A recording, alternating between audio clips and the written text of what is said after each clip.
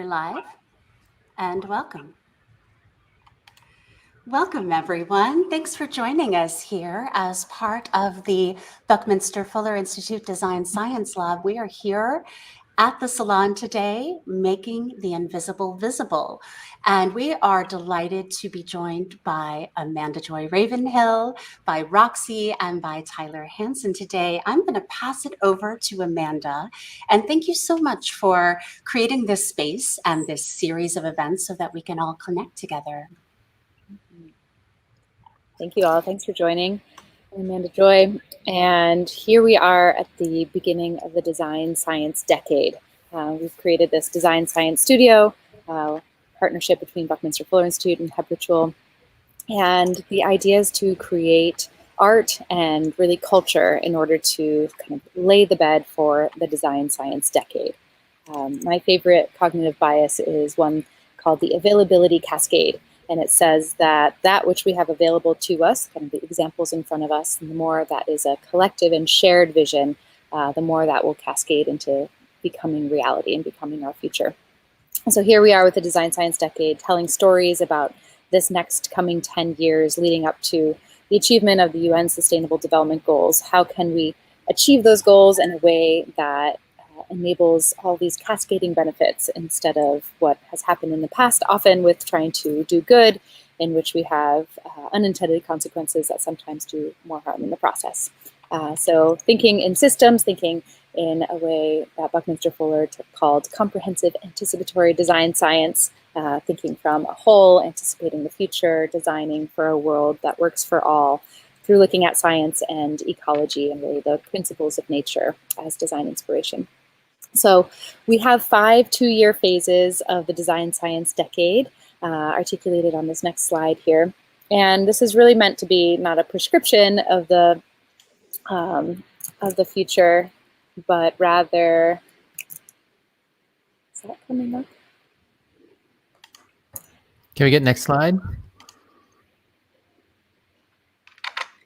Is that shared on my screen? Yeah, let's see. I'm going to give it to you differently. Okay. There we go. Sorry about that. So one slide back. Mm-hmm. Or 3 slides back. One more slide back. Excellent. So these are 5 phases of this next decade. Again, not intended to be a prescription, but more of a provocation of how could we actually make the world work for all in 10 years. And so we've started to imagine these 5 phases. The first one that we're in right now is about reconciliation and commitment. And the idea is to really lay down the deep groundwork for this decade, really reconcile, coming back to a systems understanding of the world that so many indigenous cultures and ancient wisdoms traditions have practiced for so long, and looking at the root causes of our interconnected crises and looking at people who have been oppressed, recognizing them as teachers of resilience, and doing a lot of trauma healing that needs to happen in order for us to reconcile this new way of relating with the world that really is an old way. Then we're moving into restoration and capital transfer, this next phase of ecosystem restoration, where we will plant trillions of trees. We'll also do some ecosystem restoration. At the same time, we will detoxify the earth, using myco, which is mushroom, and bioremediation, banning pesticides. And then again, this ecosystem restoration of our emotional bodies, really focusing on trauma healing. And we'll go through an incredible capital transfer. There's $70 trillion changing generations right now in family wealth. And we anticipate that being a billionaire will go out of style. As soon as you become a billionaire, you give away enough money to become a millionaire again. The next phase is about resilience and coming together. Even with the best projections that we did with Project Drawdown, we find that temperatures will still continue to increase for another at least 2, if not 5 or 6 more decades. And with that, extreme weather and all of the knock-on effects of that insecurity will require us to be more resilient and to come together. And so it's an opportunity for us to respond to that by upgrading our long-term infrastructure. And the next phase is all about regeneration, all this work that we're doing to bring back our waterways, to bring back our fish in our waterways, to bring back our ecosystems, to bring back health and connectivity within our communities will start to add up. and all the cascading benefits of all of these whole system solutions will continue to support one another. And we'll see this kind of wave of good news later on in the decade, which will hopefully overpower the bad news getting worse in some cases. And we'll be using our media in order to really focus on celebration rather than just focusing on how it works right now, which is really mining for our insecurities and anxieties. And then we'll move into the phase of re-enchantment and circularity, the final phase here, this idea of becoming re-enchanted with the world, really recognizing our central role as participants within nature, not apart from it, and ending this era of disassociation and exploitation and closing the loop, all resources, achieving this circularity in which all resources are either recovered or grown in a regenerative way. And again, remembering that we are integral functions of our ecosystem. So that is our provocation of the next decade. We are open to any insights that people might have of how we can tweak this story and make it a more collective story. And yeah, we're just at the beginning, really excited to be part of this studio, to have 144 multidisciplinary creators joining us for this first cohort. And yeah, just really grateful to Roxi for stewarding this program and for so many others who have helped this program launch in this last year. Thank you, Amanda. It's so exciting and important to get to go through the decade phases. I think a lot of times people are like, well, what do you mean design science? What do you mean design science decade? It might be worthwhile for you, Amanda, to actually speak a little more to what design science is. I mean, I can do a pretty good job, but you do a phenomenal job at talking about comprehensive anticipatory design science. So that might be fun for a moment if you're down. Yeah, of course. Yeah, so Buckminster Fuller called himself a comprehensive anticipatory design scientist. And yeah, comprehensive is all about, really seeing things from the whole. So it's a central tenet of regenerative design and looking at living systems as inspiration is looking at the whole instead of just overly fragmenting or seeing things as like an overly simplistic cause and effect. Really looking at like where there are mutually causal feedback loops where A is causing B and B is also causing A. The idea of kind of emergence and complexity and a lot of these things that didn't exist when Fuller was around are of that same kind of understanding that we're stepping into, really understanding the world in this more interdependent way rather than just kind of single pieces. Buckminster Fuller said, I am not a category, a thing, or a noun. I seem to be a verb, an evolutionary process, an integral function of the universe.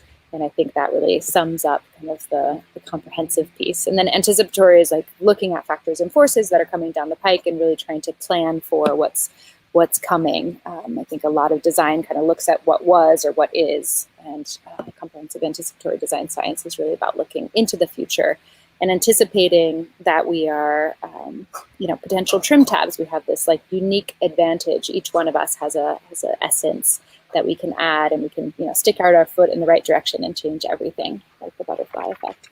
And so looking into the future as one of possibility rather than just saying, oh, things have been going this way, and so, the future is likely going to suck, when there's actually so much possibility.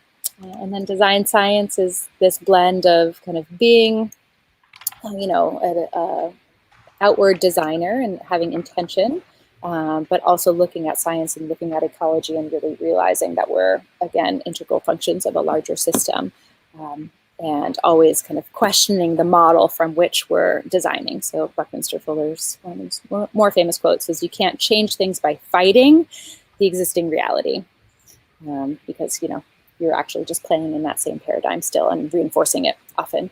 If you're fighting it, you can actually make something stronger in doing so. So you can't change things by fighting the existing reality. In order to change something, build a new model that makes the existing model obsolete. And my friend the other day was like, do you get sick of hearing that? Because you probably hear that quote many times a week. And every time I hear it, it hits me in a different way. Paradigm shifting and worldview shifting is, it's a serious task. We're so embedded in what we've been grown into.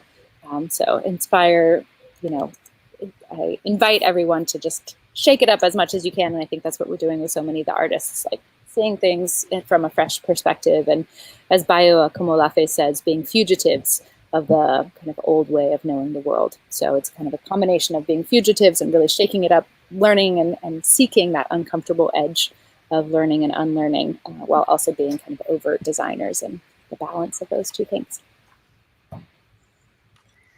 Yes, thank you, Amanda. Mm-hmm. So powerfully. So for anyone who is just tuning in, the stream kind of started midstream of Design Science Decade. So hello, we are so lucky to have Ivo and Tyler guiding us through an art tour of the artist salon that we have happening today as a part of the Design Science Studio that's called Making the Invisible Visible. So we'll kind of traverse across multiple landscapes and experiential galleries and spaces. But first I wanted to contextualize what the Design Science Studio is and kind of what we're here to do. So the Design Science Studio is powered by the Buckminster Fuller Institute and habRitual. And I am the founder of habRitual, banded together with the Buckminster Fuller Institute to found this decade-long, Design Science decade-long, anticipatory art and design-driven accelerator that's working to inspire a future that works for 100% of life. So we're an educational incubator for regeneration through artistic expression. We empower global creators, systems thinkers, organizations, and initiatives to imagine, collaborate, and create a regenerative future together. So these salons provide a peek into the multidimensional power of the creators' projects, their developmental experiences, and they also serve as an invitation for any interested participants or who come and find us through the salon to opt in and join the mission, join the revolution of this Design Science decade that Amanda just spoke to so powerfully. And it's because it's time for art that changes our future. We're at this cusp of a wild change, a thriving planet, and a healthy human society, and it's within our reach if only we dare to bring them into being. So welcome. This Immersive Artist Salon was created to inspire planetary cooperation. Amanda loves to say cooperators are standing by. And so we're making the invisible visible. And the theme of the invisible visible is all about kind of seeing the unseen, hearing the unheard, and feeling the unfelt. So we must observe deeply to be able to pull away the mirage of modernity and gain a deeper understanding of our interconnected, interdependent, interwoven stories, both past, present, and future. And so as we're hearing the unheard in our observations, we become more adept at hearing the sort of spiraling damage of colonialization and expansionism. And so in the wake of this listening, we're coming together to collaborate for a world that works for all life, and we're birthing ideas and stories and narratives and containers that can facilitate the design for an equitable and just future. To imagine and reimagine again what world can work for all life, not just people, not just some people. And this like embodying feeling of feeling them felt. So when we process these explorations in community, we get to turn knowledge into wisdom. Shared epiphanies inform us of what we must do together as we feel together. And solidarity is how the invisible becomes visible. As Amanda says, it is a matter of converting, and from Bucky, it is a Bucky quote, converting high technology from weaponry to livingry. And so the Design Science Studio was created to just empower the capacity of the creative community of artists, of designers, of polymaths of all kinds to feel kind of tooled up and connected so that they can be resourced to do their work in the world and focus their important missions on this future that we're paving together. And to do it through creativity and the incredible technology that we have in our hands of interdisciplinary art and shared experience as a language that surpasses the language that we can use in words. It truly builds bridges across the limits of our ability to speak, and it can facilitate systemic change through a deeper understanding and collective embodiment. So that's what we're up to, and the salon is going to be amazing. We've only just begun, and we have another 9 hours. So the tickets are what do they call them? Sliding scale. Pay what you can. and there's a lot of fun stuff in here. So now, Evo, Tyler, you're two of my favorite humans, and I am so stoked that you all said yes to doing an art tour. So here we are. Let's do it. Well, I was just stuck here in the internet, so I figured, why not? I told Tyler, it's just like getting on the bus when we're at Burning Man. We're just going to like get on the art car in the streaming window together, and we're going to go across the metaverses and see all of this amazing art that Roxi and Amanda, and we have over like 100 artists in the Design Science Lab. Can you tell us, Roxi, a little bit of what we're going to see in some of these worlds? Yeah. So 144 artists technically in the Design Science Studio. And there's two worlds primarily. I don't know, actually. There's two worlds that are self-exploratory and some other ones that are more temporal, the like Zoom spaces that we can port in and out of. One of them is Topia. And so the Topia, which is a spatial web application, you may find other friends along the way. You will see a myriad of installations of poetry embedded into objects, of things that you can click into that will portal into different spaces. And each of the artist installations inside of Topia are a peek into their work, either by telling a part of the story or guiding you as a portal into their whole story. Oh, there we go. Is this a video or a screenshot? This is a screenshot, and we're going to tour this in a little bit. So we'll talk more about this shortly. Where is this? Yeah, it's on the internet, and you can register now if you want to jump in and go by yourself or with friends. It's definitely a collective experience as well as a solo. Yeah. So that's Topia. There's so much in there. There's some surprises. I definitely recommend finding Robinson Crusoe, who we may just visit on this journey.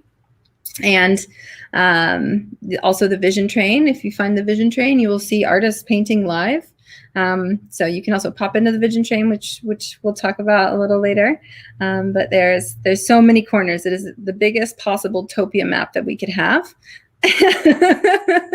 Tyler, I'd love to hear just from you about you love Topia and have been working with the guys for a while. So what do you think about it? How big is the canvas? I think it's 800 by 800, whatever the biggest one they would let us do was. Yeah, I think it's big. So this is awesome to see artists in action using new technology to build story and world. That's right, making the invisible visible in a very visceral way with video and multimedia art and sculpture and 2D art sort of all combining in these worlds. So we're going to go to Topia today, and then we're going to go to New Art City, and then we're going to go to the Vision Train, right? Yeah, and also to the Living Systems Collaboratory in Agora. You're going to go visit Mel. I think we have some special surprise performances going on. That's right. It's going to be a fun time. I'll pop in and out as I have to keep kind of producing the ship. But anyone who's tuning in from out there in the world, definitely get a ticket. It's in the description. And you should come play. Roxi, thank you so much for making this possible today. We will continue bringing in both speakers and comments from the social audience. And Roxi, I just want to thank you for making this as interactive and participatory and a true collaboratory in terms of an experimental place that we can come together. So thank you, Roxi, and thanks for joining us. And we're going to take a quick look at the Design Science Lab. Okay. Woohoo! I feel like such a voyeur. It's great. Navigating through. This is all the team. Yeah, just shout out to like the endless hours that have been put into all of this and all of these folks who found a way during lockdown to come together. I'm honestly astonished at what we're seeing in terms of the massive effort of each artist to figure out how to translate their work into something Yeah. that is virtual. And we're going to dive in to Topia, and I'm pretty excited about this. So I went to Nico led a tour earlier inside Topia, and I'm going to show you a little bit of that as we bring up the screen sharing tour. Awesome.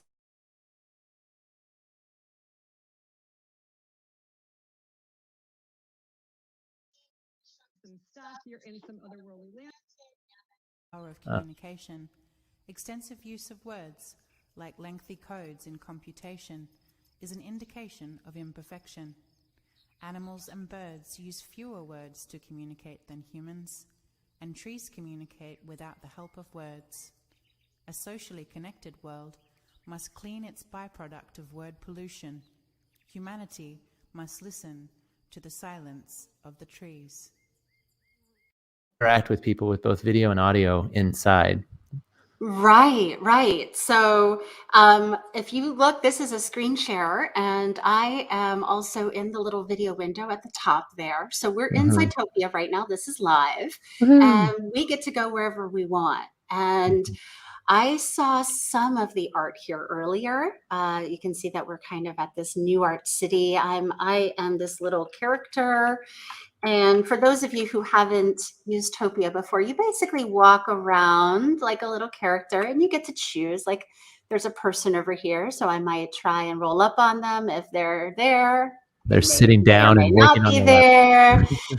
Right. And so then I can kind of explore this space, and I'm going to take us to a couple of different art pieces. And I guess some of these art pieces have audio as well. So I'm going to try and... Yeah, does it trigger over? So it's cool the way that Topia has this kind of geo spacing, so that as you get closer to an installation or a video player, then you get to go in and see all of it. Like, and so this is basically an artist bio. Right. So they have all of these artifacts then attached to their art piece. And as Mark's myth. Right. Yeah. So as it says, be curious, click on the names to learn more. Every time we click on a name, it's taking us not only to the artist's website, but to something that we can then take a look at to learn more about the work. So I was over here in Stroopy's art earlier, and it tells me, do you want to open this link? And then what he's done is created a different video altogether. And unfortunately, that is not coming up for you right now.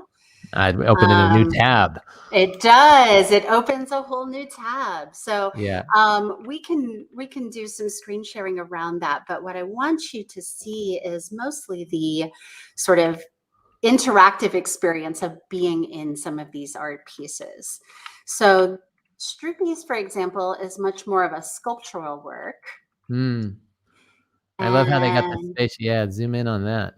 Right? Yeah. So we can see how it wants to open that YouTube in a new tab, and we can take a look at that a little bit later. But each of these pieces, and I'll just kind of walk around it a little bit as well, is a 3D object that is basically a line drawing all linked together into something that's a little bit like a virtual Burning Man, like an art installation of installations. So we can explore, let's explore some of these works down here. Some of them are very... I'm amazed at how many are in here.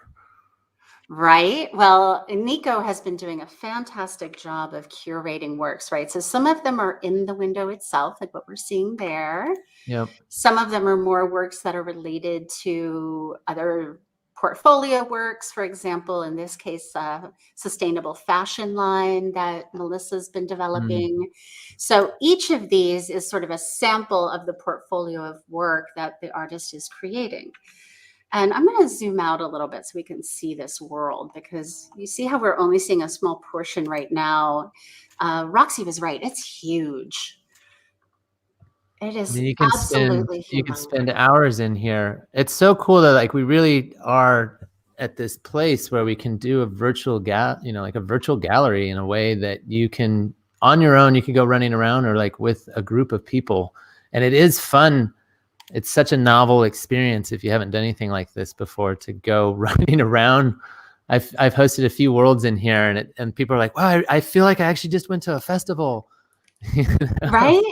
Yeah, I mean, this is so playful. So the Mhm. artist here, another fashion designer, this looks like Tashka's work, I believe.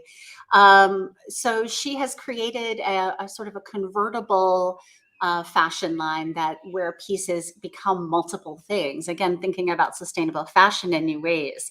I'm going to show you Tashka for a second because she just gave a talk in the Agora a little while ago. Becoming Right. that the artist went through in bringing this something new and original forward. And so and what would it feel like if we all could experience on top of the piece of art the human process that went behind the stage, and the story of us slaying our own dragons in order to show up.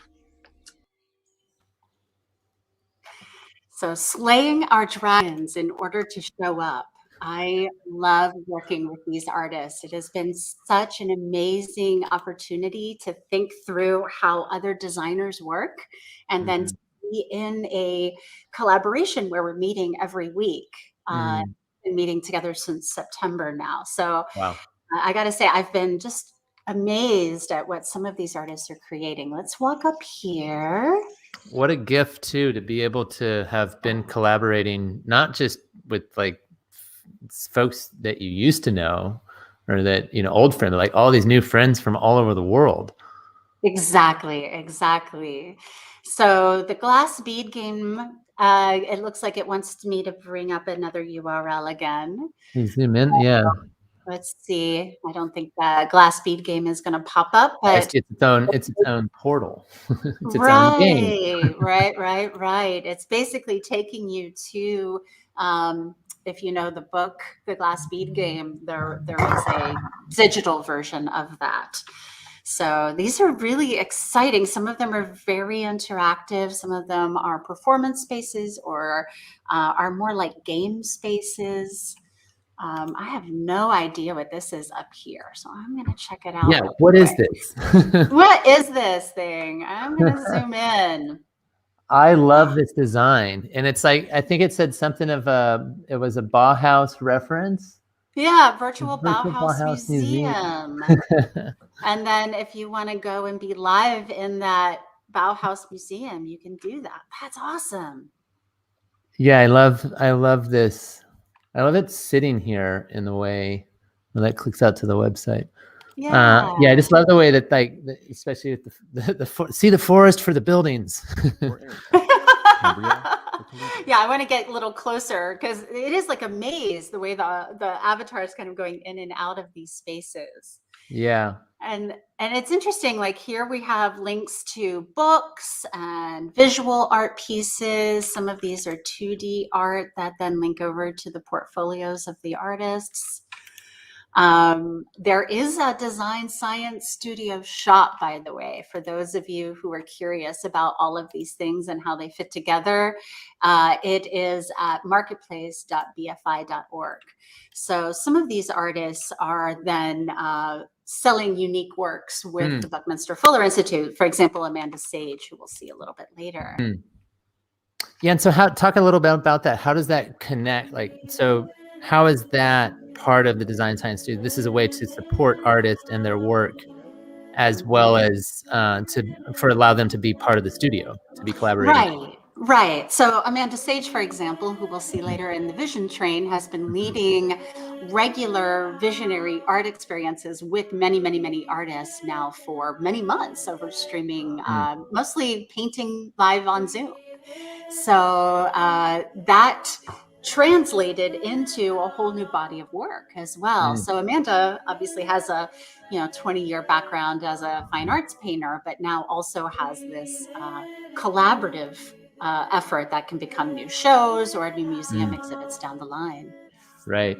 And then just like the experience, like, yeah, that's all throughout humanity, the greatest things that have ever come out of humans is when they collaborated together.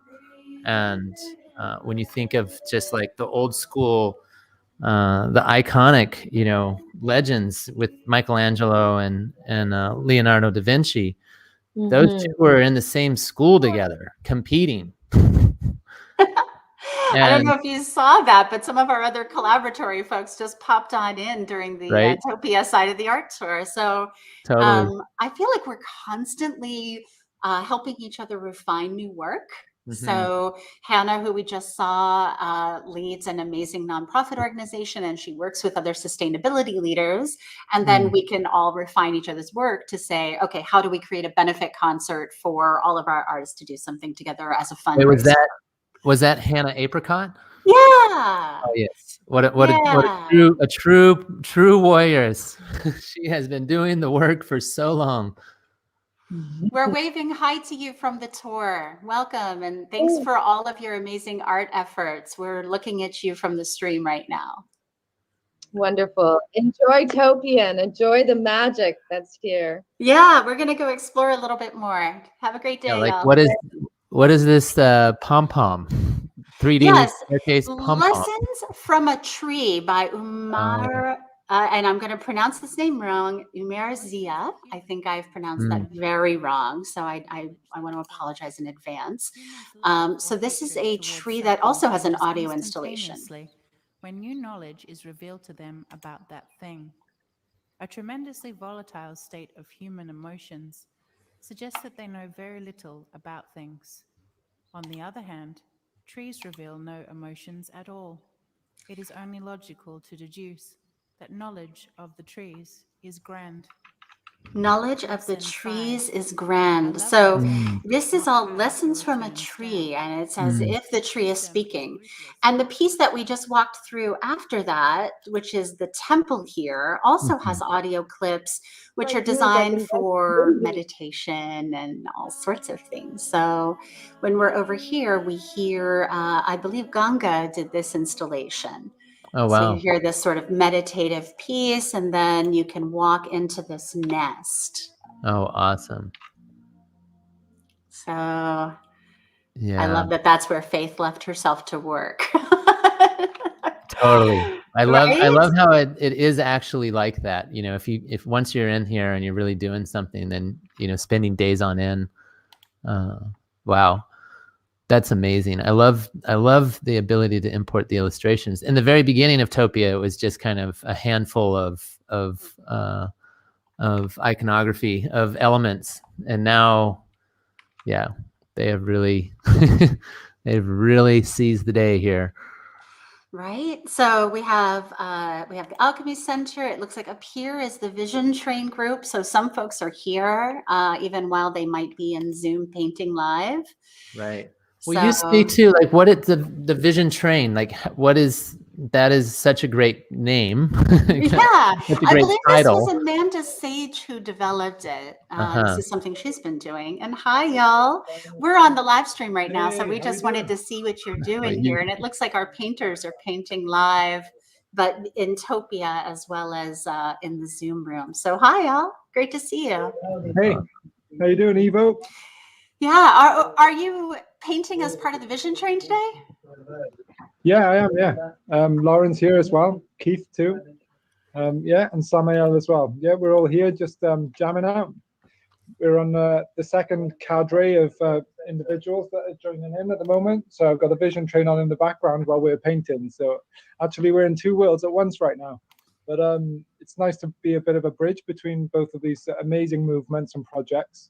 And yeah, it's nice to be part of this conversation. So yeah, how about yourself? How did you find your way here? Well, we're doing a live art tour right now. So we're going across all of the different worlds. And this tour is going to end at the Vision Train Zoom room a little bit later on. So we'll be back to you.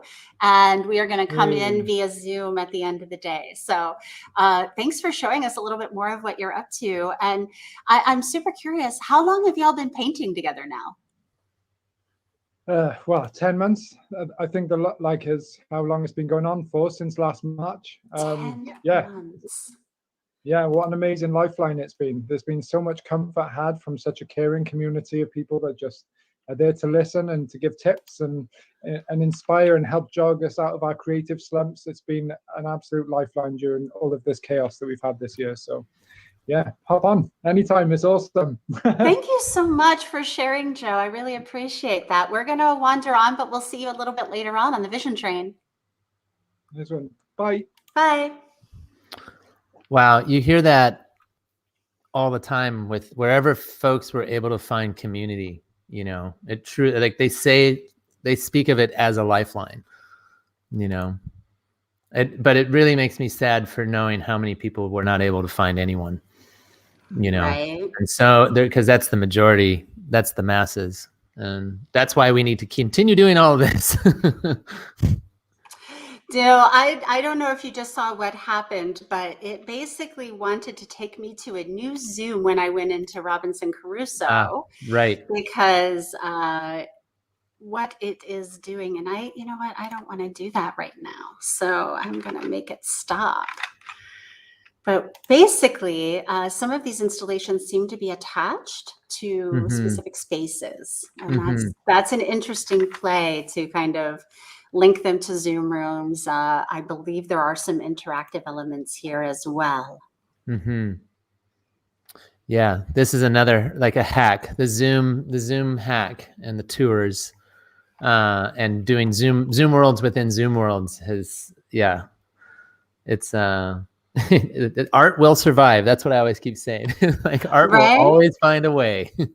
Right. Well, I want to show them just a little bit of the collaboratory as well. So what I'm going to do is I'm going to do a different screen share for a few moments so that we can see things.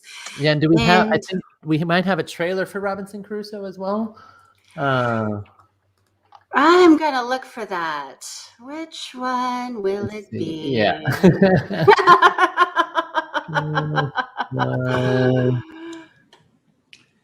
Hello, I'm Captain Noah Count of the DSS Fuller. I hope you're enjoying your tour of our vessel. And as a special treat, the cast and crew have produced a special program featuring some of the illustrious passengers on what we like to call cruise ship Earth. Among them, Robinson Crusoe, the famous opera star who was shipwrecked on an island for 30 years. We managed to rescue him. He's in the stateroom aboard, and we'll be talking with him and his Australian Budager, an albino parakeet named Bertie. We'll also be seeing Grant Wood, my great Aunt Belva, and not the least, Belshazzar, the king of Babylon, and myself. Please join us on Zoom, and welcome aboard.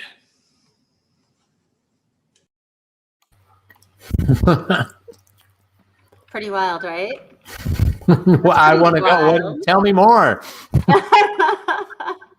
Who is this man? Pretty wild.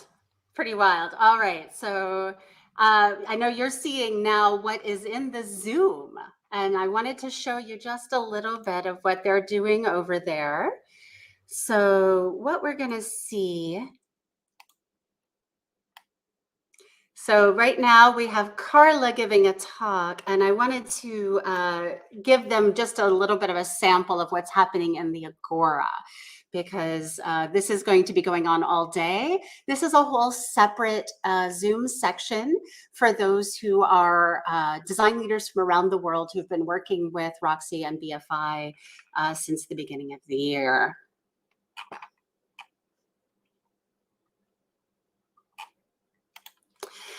There have been some fascinating projects coming through this space. The universe got a uniform octopus.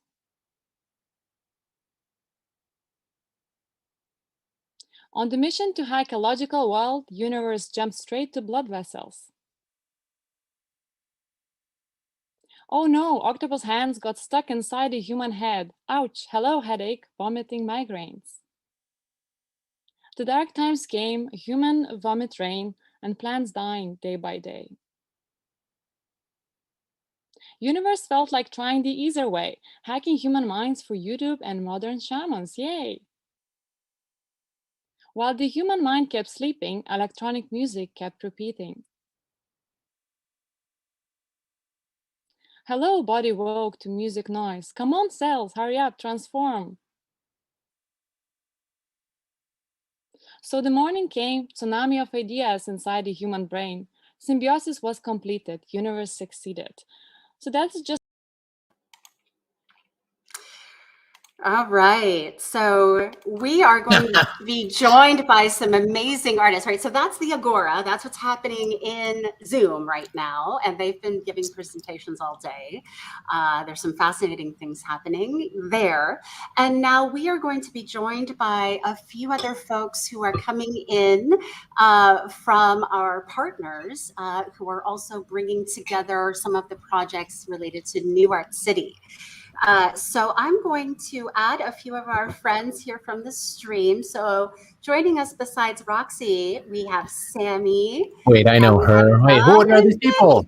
Ah, people. Folks. Hi, Are you guys stuck in the internet too? Hey. Yeah. Great to see you all, by the way. Welcome to the Design Science Lab Salon and Making the Invisible Visible. We have been exploring a number of different interesting spaces. We just came from Topia, and now we're about to go to New Art City. So Roxi and our friends, could you tell us a little bit about what we're taking a look at next and how you're engaged with that? Yeah, well, maybe I'll do a little segue. So first and foremost, we were trying to decide like what is the best kind of 3D spatial experience that we can embed the work of the studio into. And Nikki and I were scheming and dreaming and looking at a bunch of different platforms, including Nowhere, which is pretty cool. And Evo and I had a long call about all of the different potential platforms we could use. But I have to say that what Don and Sammy and the team at New Art City have been doing as a response to the fact that everyone is stuck inside and can't go and exhibit and appreciate art in the world has been incredible. And there's nothing else that can quite compare to the like ease of installation and the team, and also like how committed you all are to supporting marginalized and BIPOC artists and just independent creative communities. So just mad props and so much gratitude.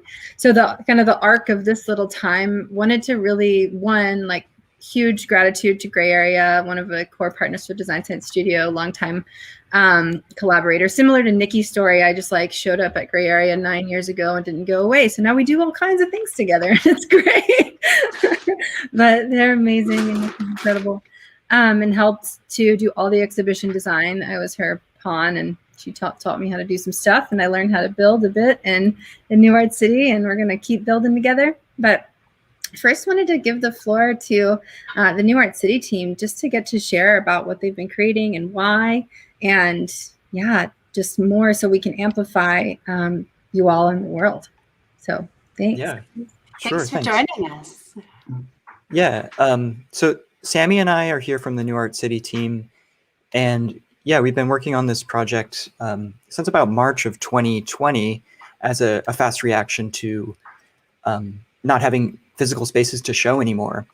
And we really wanted to create, in addition to spaces for physical shows to continue happening in a virtual space, but also an infinite space where every artist who doesn't have physical space in the real world can have space to show what they want and create. And so one of our most important goals is to make something that's easy to use for artists and really allows people to express themselves and build the spaces that they want to exist. Yeah, I mean, that was why I joined. I met, I have a lot of toys in my studio, but I was putatively a sound artist before I joined the city. I met Don at a hackerspace in Oakland building a synthesizer. But I always dreamed of multimedia installation. But I think what's interesting about running a gallery like this, where we show artists who actually show at the Whitney, is that I've never shown in a gallery. I've never had a residency. Until I transitioned last year, I didn't really even call myself an artist. I was afraid to call myself a musician. And I think that story was compelling to Don also. And I think sort of my job is to transmit that message to those people. Art is a way of making sense of your world with symbolic thought. Everybody must do art, if only for themselves, but it's nice to see the art that people make for themselves. Yeah, and Gray Area has been a really great partner with us since the beginning. They were, I think, maybe our third show doing their incubator showcase. And yeah, so they've really been with us since the beginning, and they've helped us grow, and we've grown together. So yeah, it's been a really great collaboration, and it's really cool to see this this new space with all these incredible artworks being created in a very quick timeline too, thanks to Nikki, is now an expert in installation. Yeah, Nikki is a badass. I was really impressed that you got that up so fast.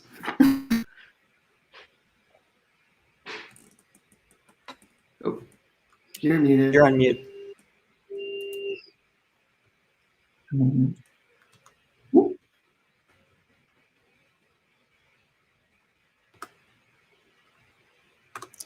You're still on mute, Nikki.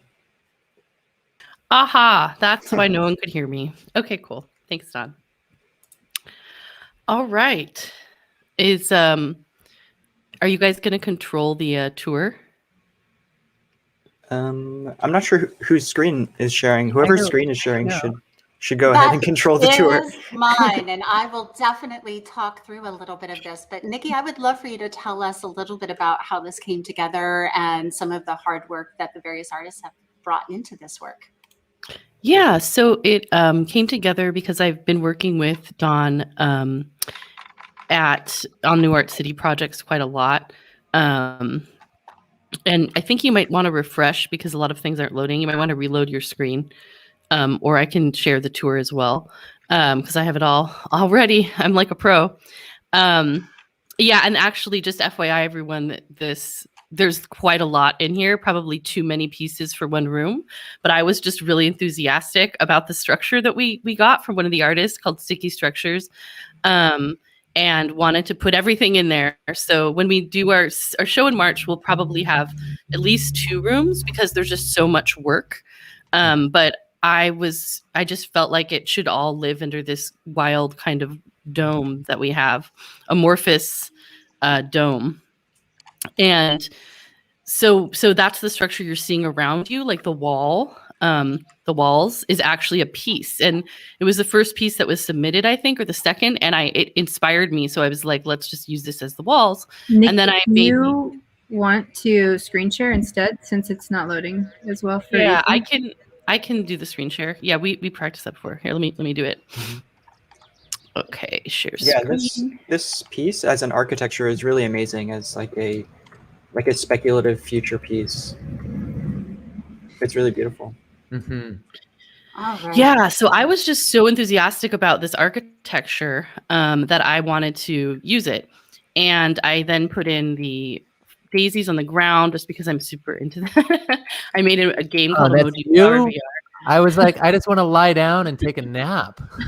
Eventually we were like, let's make a floor that feels like you're in a floating island. But then we just started with daisies, and the daisies are great. Yeah, well, I'm just really into this sort of 90s hyper aesthetic, as you can tell. So yeah, so we picked this piece. This is the first piece that inspired the whole thing. Oh, there's a dog barking. And this is it. And you can see here it how it was made in, I think it was in Maya. It was designed. This video shows it, which is just pretty cool to even have the artwork become the space you're in, which is a unique thing. And perfect for the space as well. We just discovered that all the art barely fit, but we were able to have little nooks and crannies. It was good. Yeah, and then for some pieces, like this piece by Mark, I actually created this holographic dome for him because he had so much work. and we placed it together. But it's actually really cool. It came together really well, and we worked very collaboratively on this. Like the layout, he and I were just constantly back and forth and had a bunch of calls. So some of the other pieces, like this one. Yeah, go ahead. There's no door on this dome. You just have to go right through the wall to get in there. Yeah, I had one with a door and a way more, stuff going on, and he was like, "No." I was like, okay, so just make it secret. No, a secret surprise. So this is more straightforward, right? This piece is a video piece, and she wanted 2 trees, but it's also really nice, I think, integration of 2D animation and 3D shapes, which is what we're getting to with the core of the New Art City space. Is how do you incorporate 2D and 3D together? And I'm coming at this as a design technologist and artist, so I'm always thinking about these things. For example, this is a giant turtle, but one of my favorite things is that you can and see it from the inside, which is just pretty remarkable. We also enjoyed that last night. And it's a drag and drop editor. Yeah, it's just so cool. And here's a live stream from the artist right now, building some, looks like building some wood stuff. What's going on? It's amazing.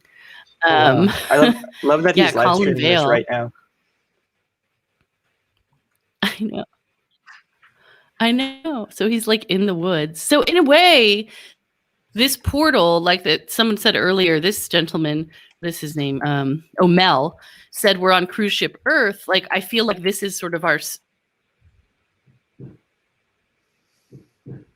And the cool thing too is you can actually just kind of roam through the walls, just go right on through. But it's full of surprises. I don't want to show you everything, but I will say there's a giant bowl of miso soup, which you can also walk into and see all the floating. That was my favorite part of the whole show. Roxy and I added that element because loved it. Yeah. Would you like to be this in the one soup, you can go on inside. the soup, or around the soup? Yeah, sounds funny. Yeah, it's pretty wild. So I really that's a cadence. That's amazing. Chris had never made a 3D piece before, and he went for it. He's like, okay, I'm going to do my first one. He did a great job. It's amazing. Just one thing to note, guys, is that when you use this, there actually is, for example, this is an immersive audio experience. So if you click on it and go to it, I'm not even sharing the sound, actually. I don't think I'm sharing my audio. Hold on, let me just stop and go back one real quick because I want to share the audio really quick for that, and then I'll probably be the last thing. Hold on a second. This is always the best part of live streaming. All right, so now you can see the art and hear it. So this is a immersive audio experience about being inside a cave. And this is just a trailer for it. So the actual long form audio experience you can get through by clicking and going away. I'm not going to do it because I don't want to go away. But yeah, so this place is just full of, you could spend hours if you wanted to really consume all the content in here by clicking and experiencing. One I'll show you for my last thing, just a fun video with cool sound, is this shadow dance piece. It's 3 videos. And they're just so vibrant, and they create such a cool soundscape.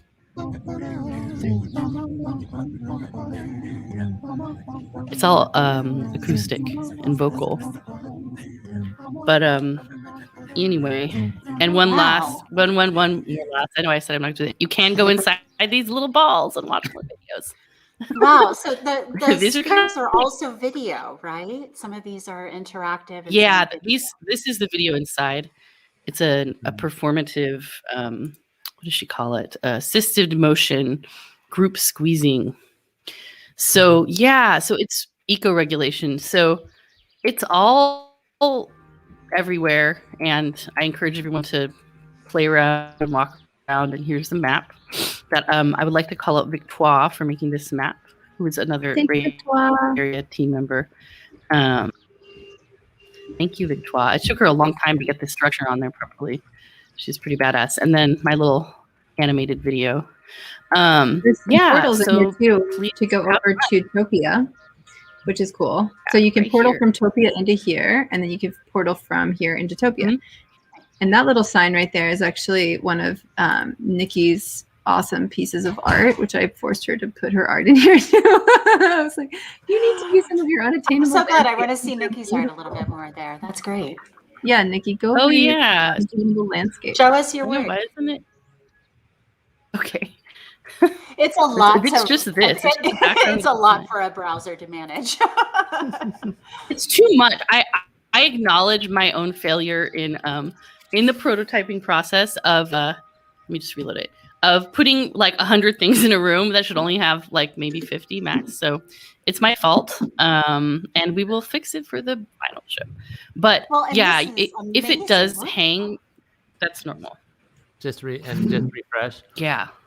Yeah, and super enthusiastic. And these artists, like, we were just like, all right, y'all, if you've never done this before, go for it. You know, this is a prototype, this first salon, or this is our third salon, but this is our first installation in New York City. And so they just went for it. Thanks to Nikki, she made a bunch of stuff that was kind of weird, functional. But for the most part, they did great. And now here's the thing. And now they're thinking about it in a new way. So when we create, you know, multiple rooms, things that are more spread out. Yeah, and a lot of them have never done 3D. Right. So yeah, those of you who built the many of them have never done 3D. This I'm going to stop sharing. You can share if you want. Astonishing.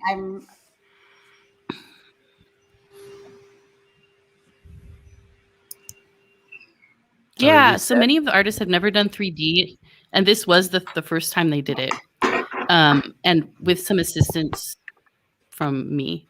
So it was a pretty big undertaking, and I think it's going to get better. Like when we show again in March, it'll just improve. Yeah, and improvements on our side too, features and optimizations, and all that goes into making a technology platform. Yeah, and Gray Area is a huge fan of New Art City, so. Oh yeah, I can totally see why, and shout out to Gray Area forever for being the pioneers to help, for bringing all this new tech together, new tech art. I'm curious about what you guys are excited about for 2021 in New Art City, and like 2020 is like the reaction, so now 2021 is the fine tuning and just adding all sorts of amazingness. I can only imagine. What are you guys excited about? I mean, it's not really, it's like not really about COVID. You know what I mean? It's like, yeah, we had to stay inside, but people who are differently abled couldn't go to art galleries anyway. I think it's our belief that this can exist as a companion to physical spaces, as a document, certainly, and it can also be a thing in itself. But the best thing about the platform is the users, and I'm excited to see what people build.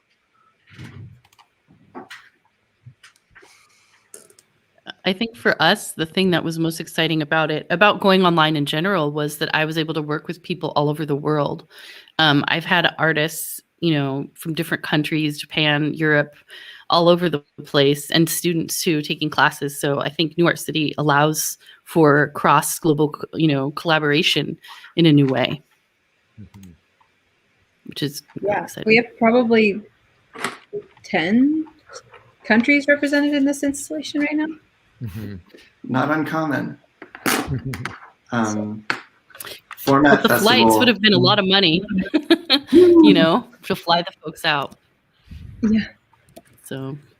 Yeah, I love it. I spent my life curating shows all over the world, and have always done things in and outs of analog and digital. And we're just going to see this convergence continue, and everything that has been invented is not a time base. It's now here forever. So props to the whole team. I know how much time, I can only imagine how much time, but I'd love to see this coming together for art, man, for the sake of art, and then to have the Design Science Studio and Gray Area and Buckminster Fuller Institute all to have as a purpose makes it all that much more. So I'm just so inspired by everything that I'm seeing here, and I love you all so much.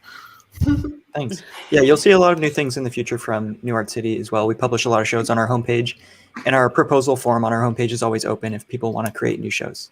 How many shows have happened so far? That's a good question.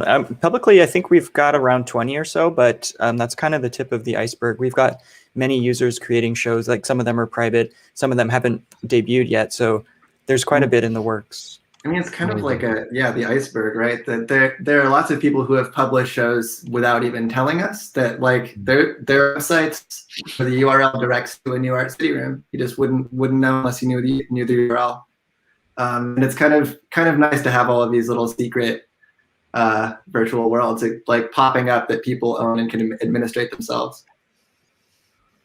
I was wondering if you could talk. I know I'm not the interviewer, but I'm just curious, like, about the technology platform itself. Like, what languages are being used, and how is it being hosted? That kind of thing. Nikki, we just made you a moderator. Perfect. Oh, thank you. Yeah, I guess if you want to talk about technology stuff, it's just, standard like Node.js servers running like MySQL databases with all of this stuff. I mean, like it's just standard web stuff, and like the front end is 3JS, the open source 3D rendering language made by Ricardo Cabello, who I've seen at Gray Area a bunch of times as well. So yeah, it's just all open source stuff kind of connected together. But it's a big software stack of open source that like a lot of this stuff has only come online fairly recently and now just exploded, eh? Mm-hmm. Yeah.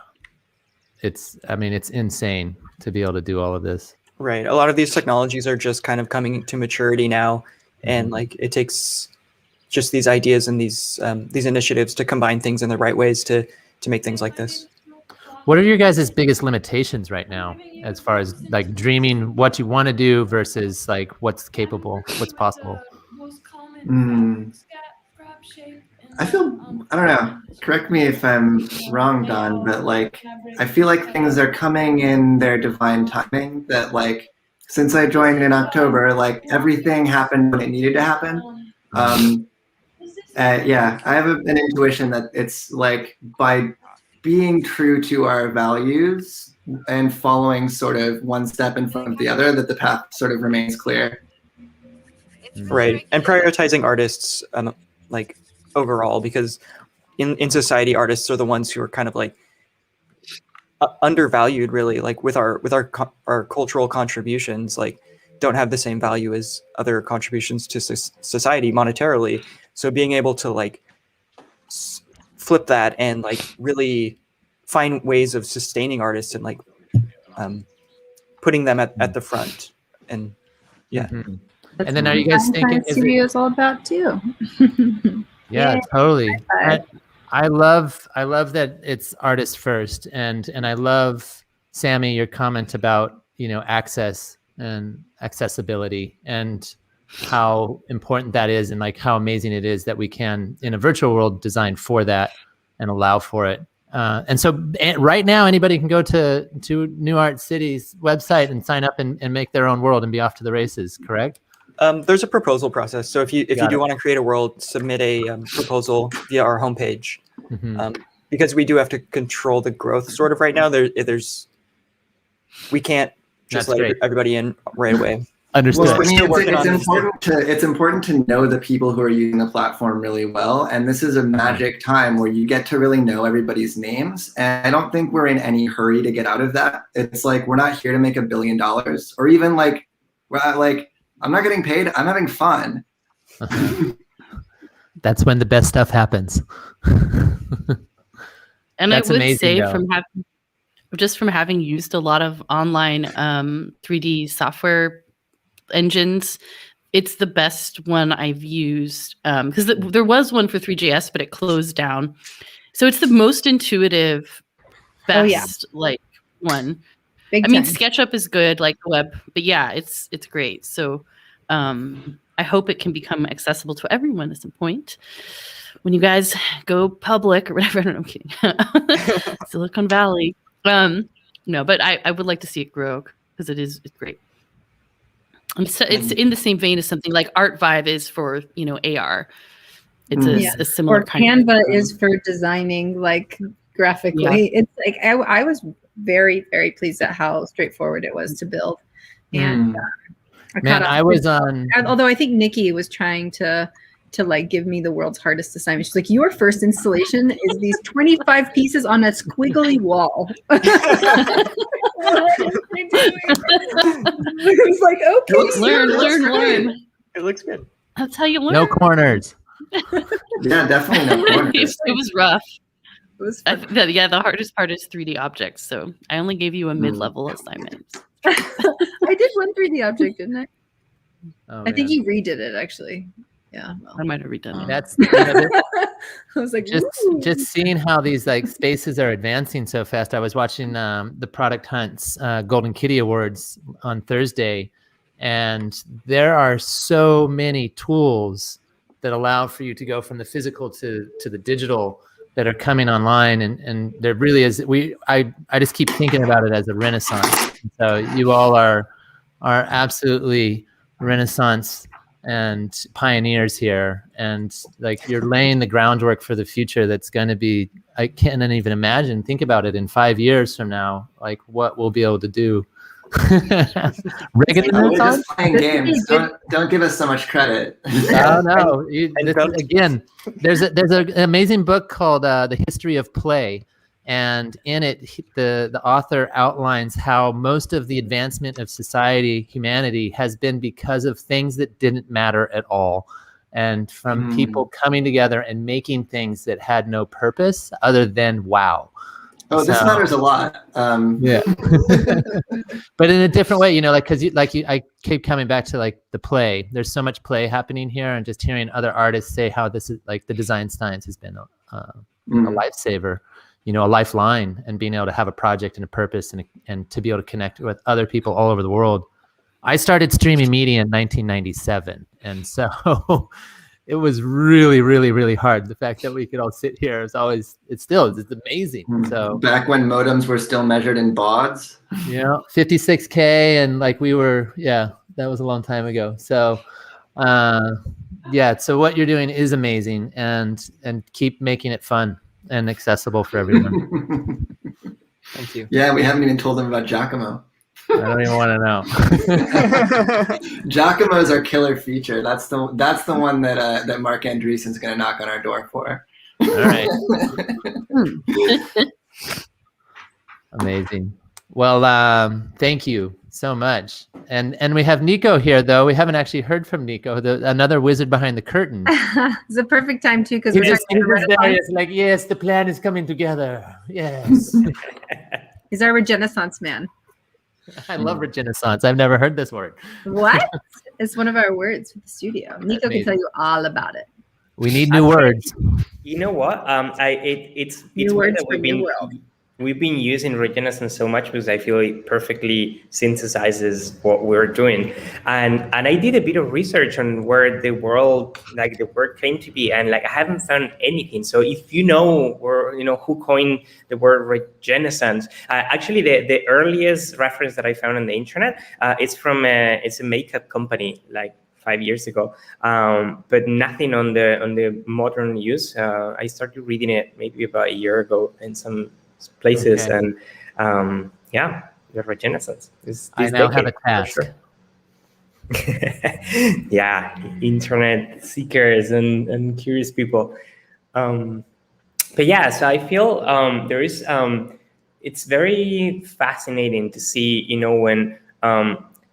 How decades are shifted, and there is a lot of comparisons I feel in the current moment to things, for example, like the Renaissance. There is suddenly this massive movement of artists which are in this effervescent moment and really willing to create, and suddenly these kind of memes start to pop around, and suddenly culture shifts, and that's to me was one of the most fascinating aspects of like humanity. It's like how that is one of the things, for example, we started to get inspired by is like you know, in the 50s, for example, there was this massive wave of like optimistic science fiction, and it was, you know, coming out of the World War, and suddenly all the writers started to write about these positive visions of the future, and the illustrators started to illustrate these magnificent visions of like technology, and suddenly all of that really had an impact in society. And like, so people became more optimistic, and companies started to be more innovative, and that led to one of the most fascinating decades in innovation and science. And then somehow all of that was like somehow de-inflated through the like 80s and 90s and the 10s, and like we've been going into almost 3 decades and something of like dystopias and black mirrors, and it's always easier for us to see the dystopias just because our brains are genetically wired for bad news. You know, this comes from when we were like running around in like the prairies of Africa, and actually like we are like wired to see the bad news, the lions, so we can run away, or the, you know, whatever other dangers, and so we're very attracted to it. But the reality is that when we're able to infuse ourselves with like more positive visions of the future, we immediately shift. Like our ideas become more interesting, and we start like imagining those potential futures. And so the goal of the studio that we're doing is exactly this. It's like trying to bring in some of these positive visions of the future, and like trying to push and steward this regenesis, and to just let people imagine what's possible. It's a daunting but really, really fun task.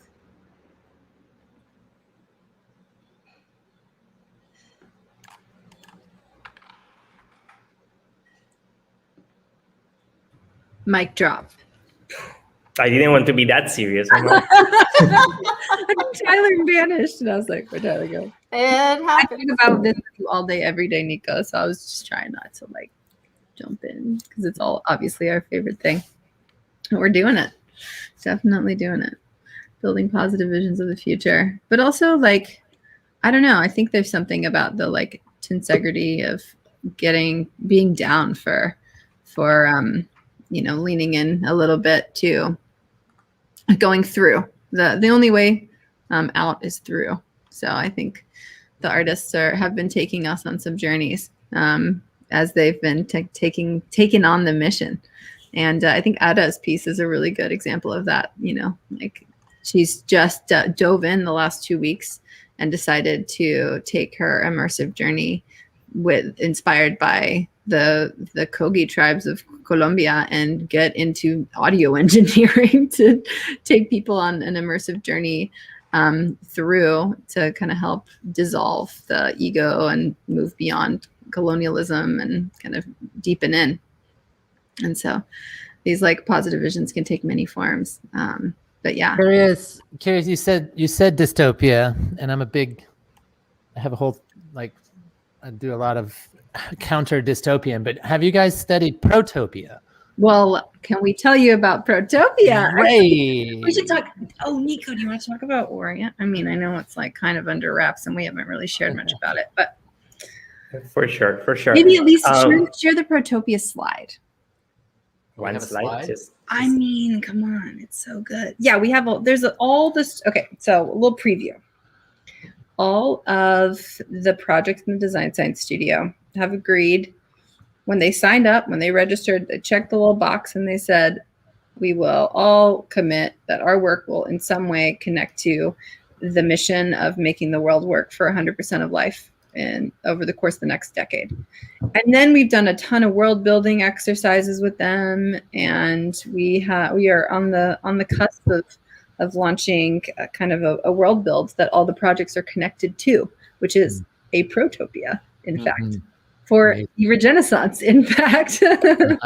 I see the new world language is coming together. Yes, Nico Perfect. said new words for a new world, new words for a new world. Words matter. Words matter so much. Yeah, so we won't unveil too much, but we thought that there is this emergence, right, of like new ideas, new things are happening. There's definitely like a mimetic component that is around and that we are all kind of feeling into it. And I would say that the closest that we've found to these subcultures that are popping up is what is called solar punk. We had cyberpunk, which was this, like, again, a dystopian vision of the future. And now there's this emergence of like this concept of solar punk, which is more like, it's more this cutesy anime vision of like cities that are fully just like filled with plants and animals, and it's very green. And so we thought that we wanted to kind of like put a wrap and a container to these and started to create a place that people could feel identified in, and that that all these amazing ideas that are emerging could have a place that like kind of they fit in and they feel that they can find their pairs.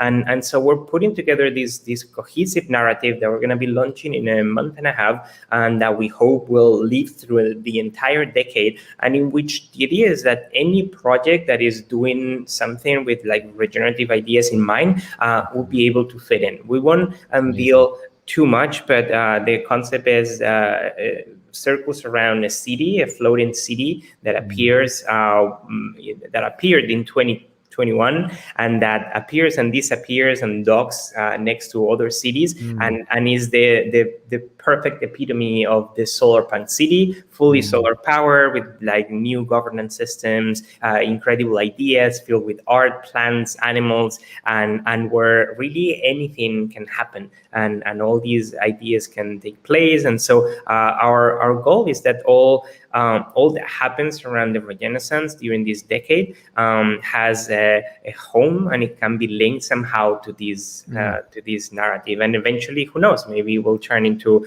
a movie, a video game, and really anchor all of these ideas that we're circling around that will inspire an entire generation. Sign me up. Is that in the internet? Can I get a +1? For sure. Take me away. We're working on it. And you're amazing. In. Sorry, so too bad, Tyler. You're wrangled in for the decade. As one I don't have a choice. Apparently. You don't have a choice. So let's go. We definitely need to bring Monica Belinsky along for the ride in that. Yeah. Love her. Okay, so that's amazing. Thank you so much for sharing. And I am so excited, truly, because you guys the artists are always the one who will lead the way. So we are going to go over to Amy. Is this correct? We have a performance. Yes, we do have a performance. Roxy, and now hello, Amy. Do we have her cute? Do we have her audio? Can she hear me? Or is she looking at me? Does she even know I exist? Do I know she exists? We're going to work on that audio here as best we can. All right, let's let her. She's 1 minute. She's. I can interpret what she's saying. No. Wait. Good then. Well, as you know very well by now, my name is A, and I'm the director of Emergent. And we've gotten in the habit of gathering together at least once a day to reset our settings, to check in, to recalibrate as we continue the search for a new home. So I invite you now to get settled in. Just take a moment. Your only job here on the ship for the next 20 minutes or so is to be present. Forget about the past. Don't worry about the future. All that matters is right here, right now. And I invite you to close your eyes if you feel safe to do so while we check our oxygen levels. So close your eyes and take a deep breath in, holding at the top so your internal oxygen monitor can do its job, and let it all go. Let's take another deep breath in, holding at the top.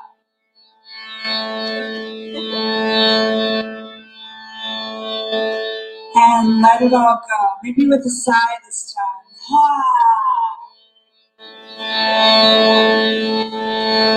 One more. Deep breath in together as a community. One long inhalation in, holding again at the top. Those monitors are just about done. And let it all go. Now, keeping your eyes closed, let's activate our memory modules.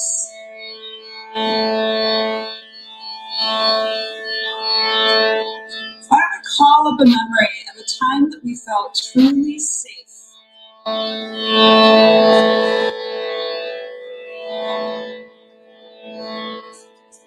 Start to look around that memory.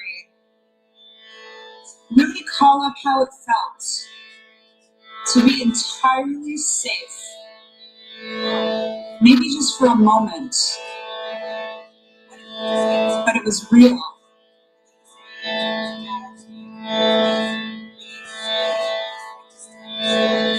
Look around that memory. Start to smell the air. What did it smell like?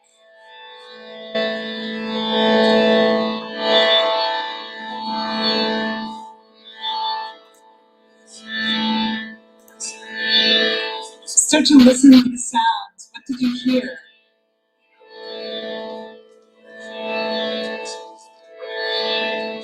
Who was there with you?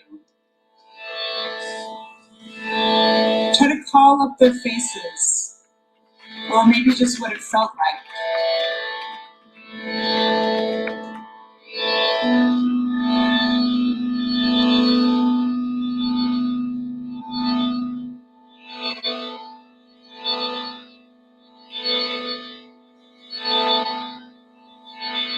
How did it feel?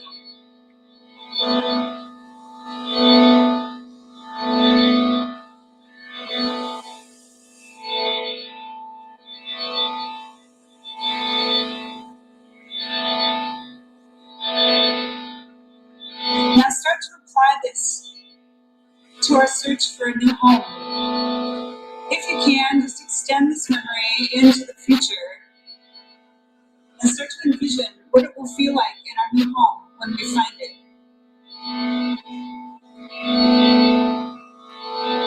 What do you need from it?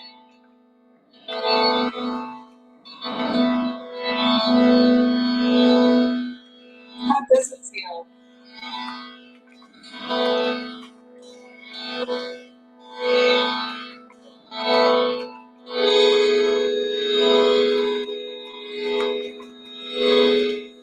What does it look like?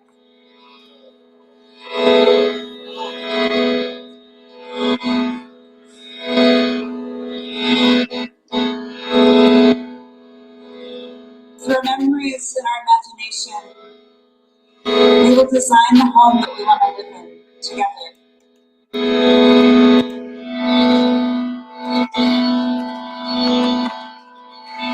Just a few more moments.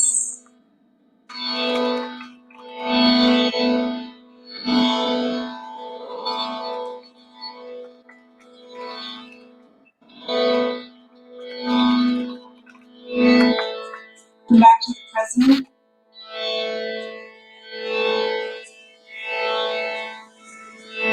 Back to this body, this container, this moment, this now.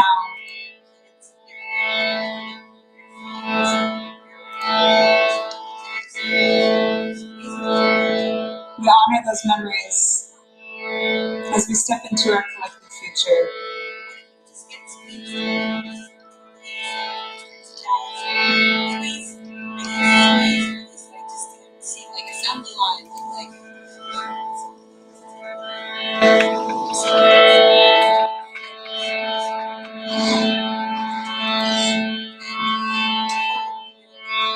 Now, as is our tradition here in the lounge, We're going to go on a brief musical journey. We're going to continue to activate those memory modules, do a little time travel, starting with all the way back over 100 years ago, actually about 120 years ago, to the year 1948.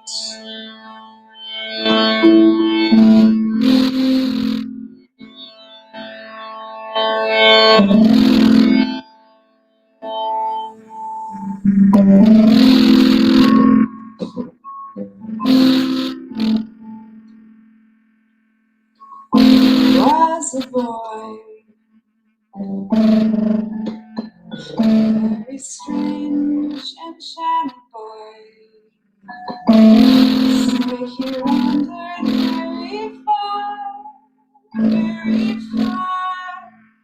over land and sea.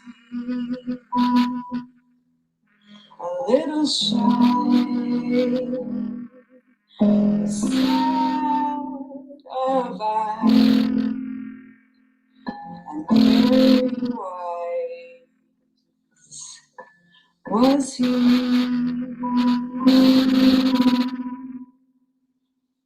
And then one magic day he passed my way, and we spoke of many things, fools and kings. This he said to me: the greatest thing you'll ever learn is just to love and be loved.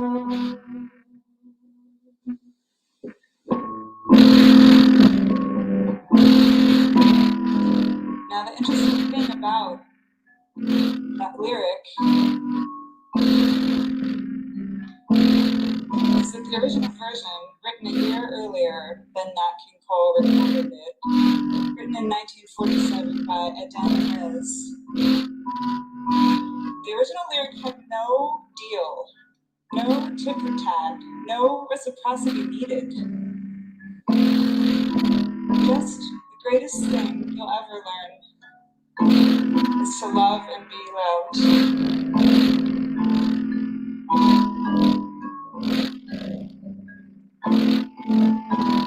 The greatest thing you'll ever learn is just to love. Just to love is enough. What if we didn't need the reciprocity?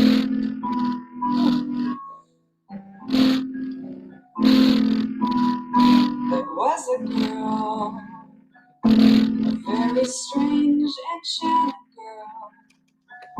They say she wandered very far,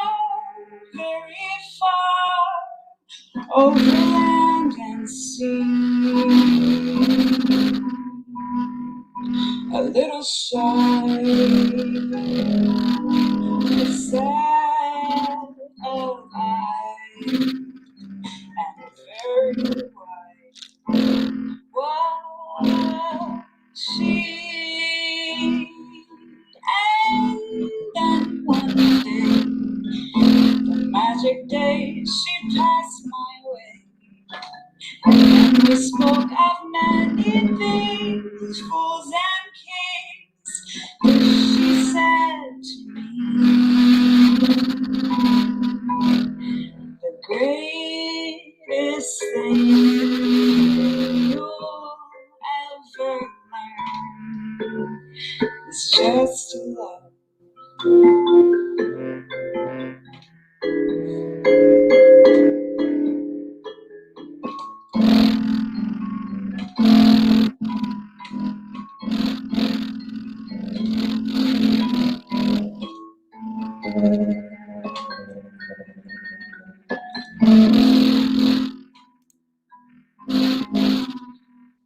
And then one day, one magic day, she passed my way, and then we spoke of many things, fools and kings. This she said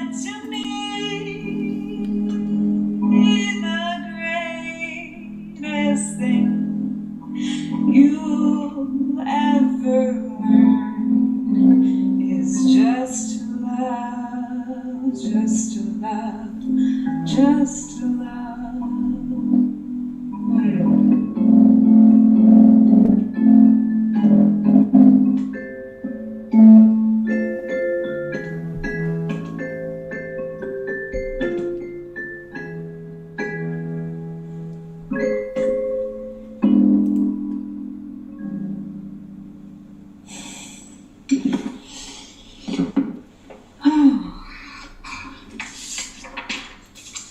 Well, let's see.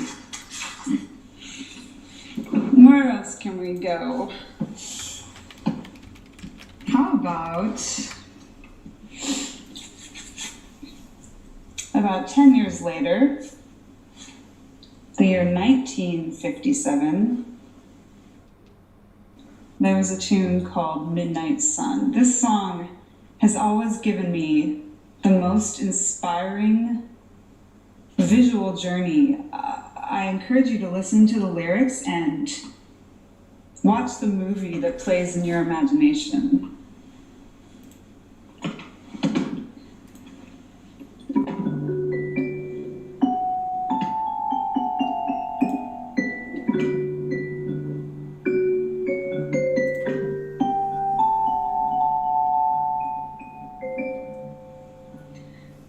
Your lips were like a red and ruby chalice, warmer than the summer night. The clouds were like an alabaster palace, rising to a snowy height. Each star its own aurora borealis. Suddenly you held me tight. I could see the midnight sun. I can't explain the silver rain that found me. Or was that a moonlit veil? The music of the universe around me. Or was that a nightingale?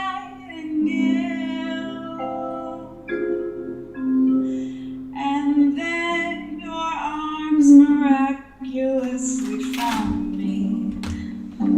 Suddenly the sky turned pale. I could see the midnight sun.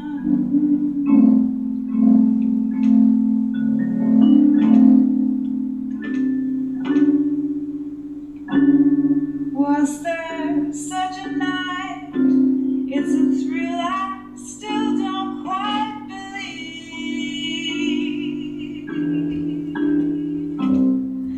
But after you were gone, there was still some stardust on my sleeve.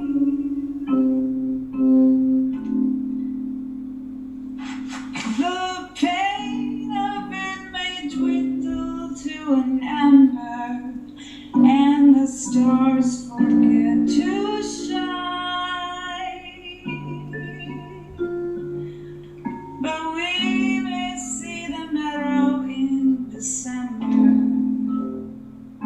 I see white and crystalline.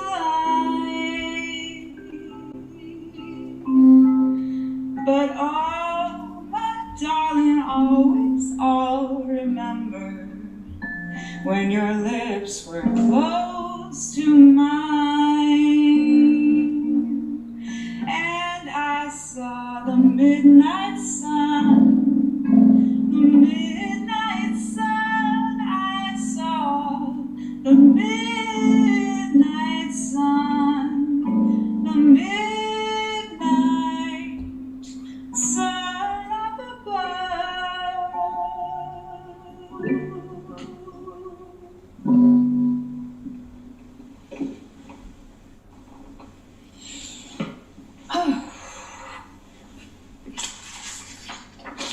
What a journey. The clouds like an alabaster palace. Whew. If only we were so lucky to see those clouds again.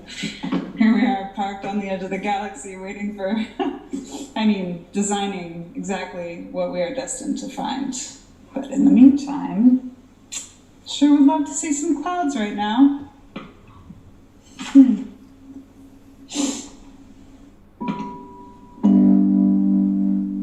Well, we have one more song together. This is an original written here on the ship. Also a bit of nostalgia for our old home, for Earth, and for the people that we shared it with. Our family, our friends, the people that we don't get to share space with right now. This song has a little bit of sadness, but also gratitude for the people that make our lives what it is.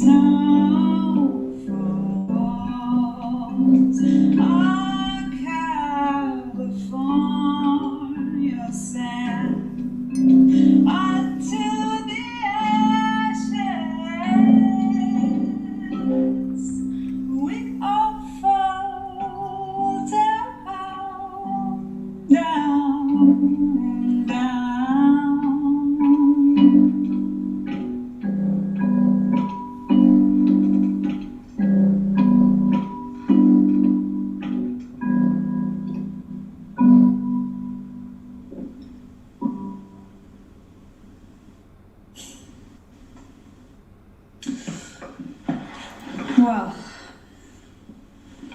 thank you so much for joining me here in the U Lounge. I'll be here every day, same time, same place. I hope you'll join me. I hope we can continue to collectively ground ourselves and reset our settings together and gather our imaginations to envision where we're headed and the home that we know that we will create together. Again, my name is A. I'm your Director of Entertainment. Sending you love, sending you well wishes, and I'll see you all the time. See you around the ship. Thank you so much. Enjoy the day.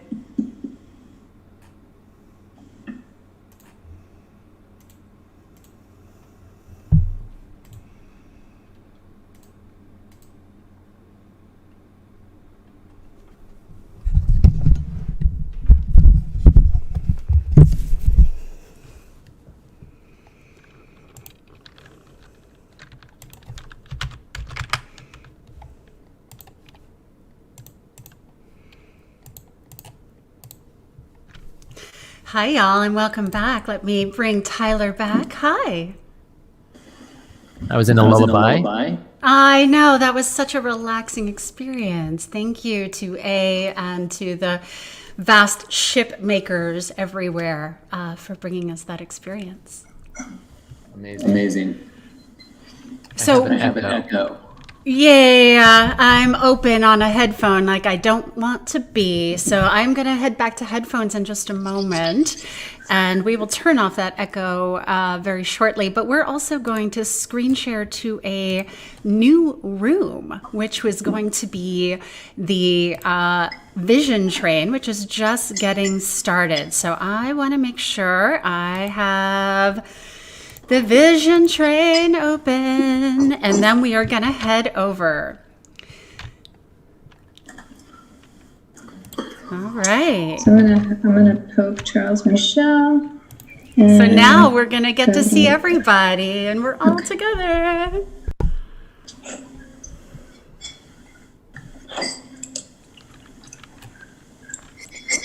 So, for those of you who are just joining us, we are here for Making the Invisible Visible, a day-long salon and experience, a showcase of artists inspiring planetary cooperation. And for everyone that's here on the Vision Train during this segment, it's an hour and a half long.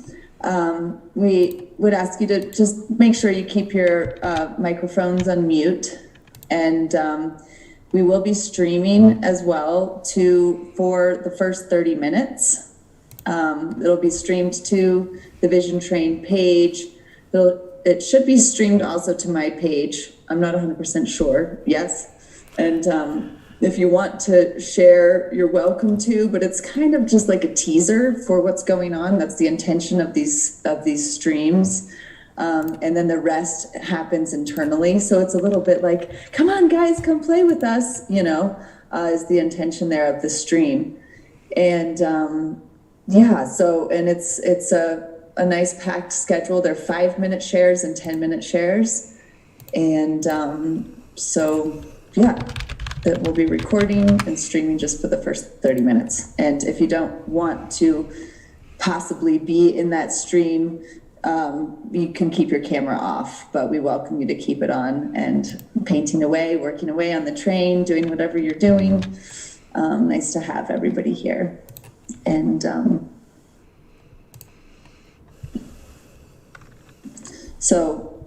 we're recording, right? But we're not live.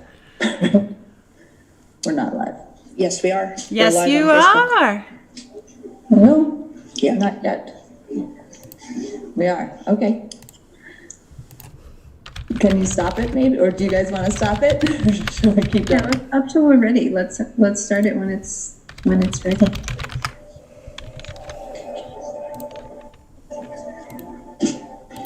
All right. So, Tyler, I think we're going to stay here for just a moment and bring them back in a second.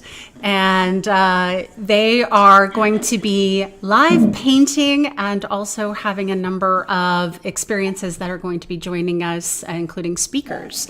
Right. Well, I texted Charles, so hopefully he's on his way soon. He's very excited to do his presentation all about pleasure and the deliciousness of. All right, so we're going to come right back to Roxi and to the vision train in just a moment, and want to make sure that we give them plenty of time. So for those of you who are just joining us, we have been a part of a day-long art salon. It includes many, many artists working across many different spaces, and that has included Zoom, New Art City, Topia, and many, many different custom websites created by many artists. I think we're up to nearly 100 artists contributing to this experience. So some of you saw New Art City earlier. Some of you saw the fun in extensive use of words.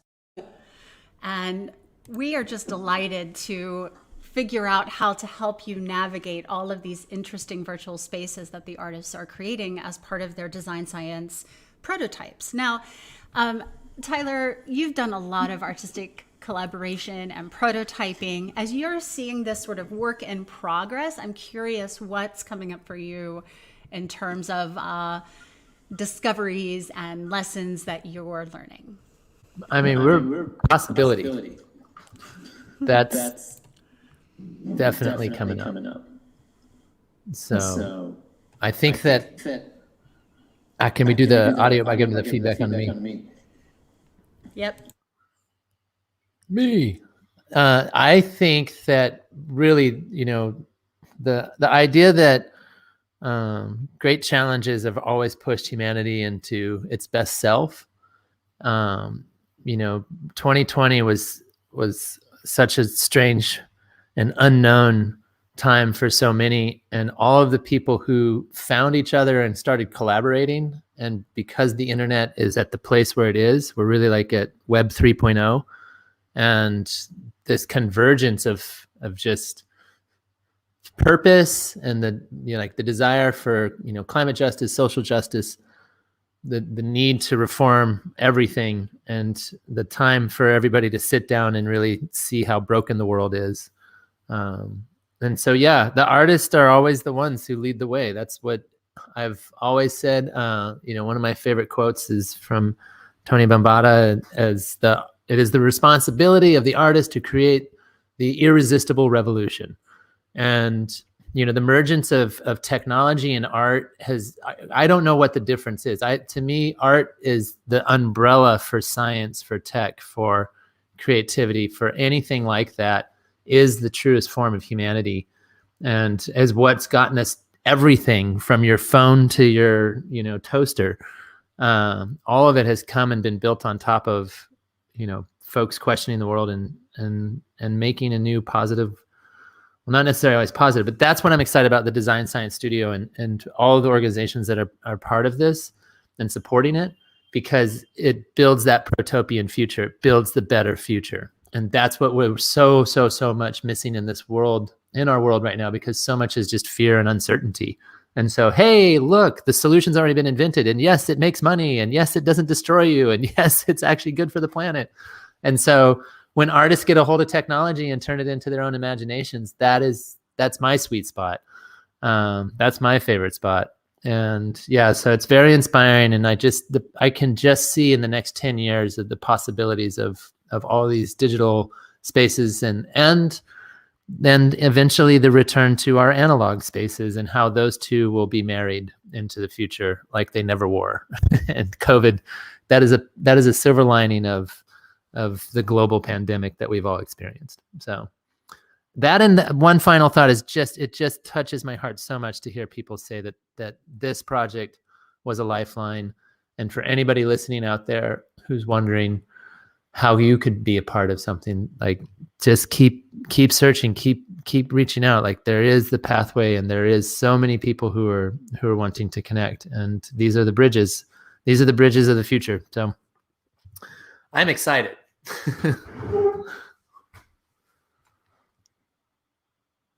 let me make sure I have my mic undone here. I'm removing various feeds because we have the Vision Train folks who are going to go live to their feed. And I'm going to bring in a little bit. Oh, so many. We are streaming all over the place. So thank you to those of you who are joining us on Facebook and YouTube, those of you who are watching from other virtual spaces, in some cases watching from inside Topia and other virtual worlds that we've toured earlier today. And just thank you for your comments. I just want to reach out, Paige. You are a delight to work with, and thank you for reaching out. This has been a really fantastic experience. Mark Smith, I loved where you were going with this. This was when we were back in the New Art City space. And Michael, thank you to A for her amazing performance, both of Nature Boy and Nature Girl. And to answer Michael's other question, today we've been using a number of tools, including New Art City, which is a bespoke platform that was built by two of the folks that you saw come on earlier today, Sammy and Dawn. And then we also went to Topia earlier on, and Topia was the one that looked a little bit more like a line drawing. So it was... Yeah, my talk. And then we went to New Art City, which was this look and this sort of 3D web environment for walking through the art. So you are welcome to take a look at those. You can also jump on to be a part of this salon. Tickets are still available, and you can RSVP and get all of those URLs directly. So it looks like what's happening in the Vision Train is that there's going to be a handful of talks, and we're going to cut away to them in a few minutes. Basically, what's happened throughout this day is that different people are having different experiences and what are like galleries all linked together. And we are the tour guides to go across those spaces with you. So whether it's looking at how to make the invisible ideas in our brains visible, or how to make the digital more visceral and intimate, I think, yeah. Bing, bing, bing. So much of it's about our physicality and our commitment to creating interactive experiences that do transmit both intimacy and care as a framework. And I think we're seeing that in many of these examples. Is there anything else you've wanted to share with our tour folks today? We still have, I think, about 30 folks watching the stream. Oh wow! No, I think get in there. Support these causes, and like you found your way to this point.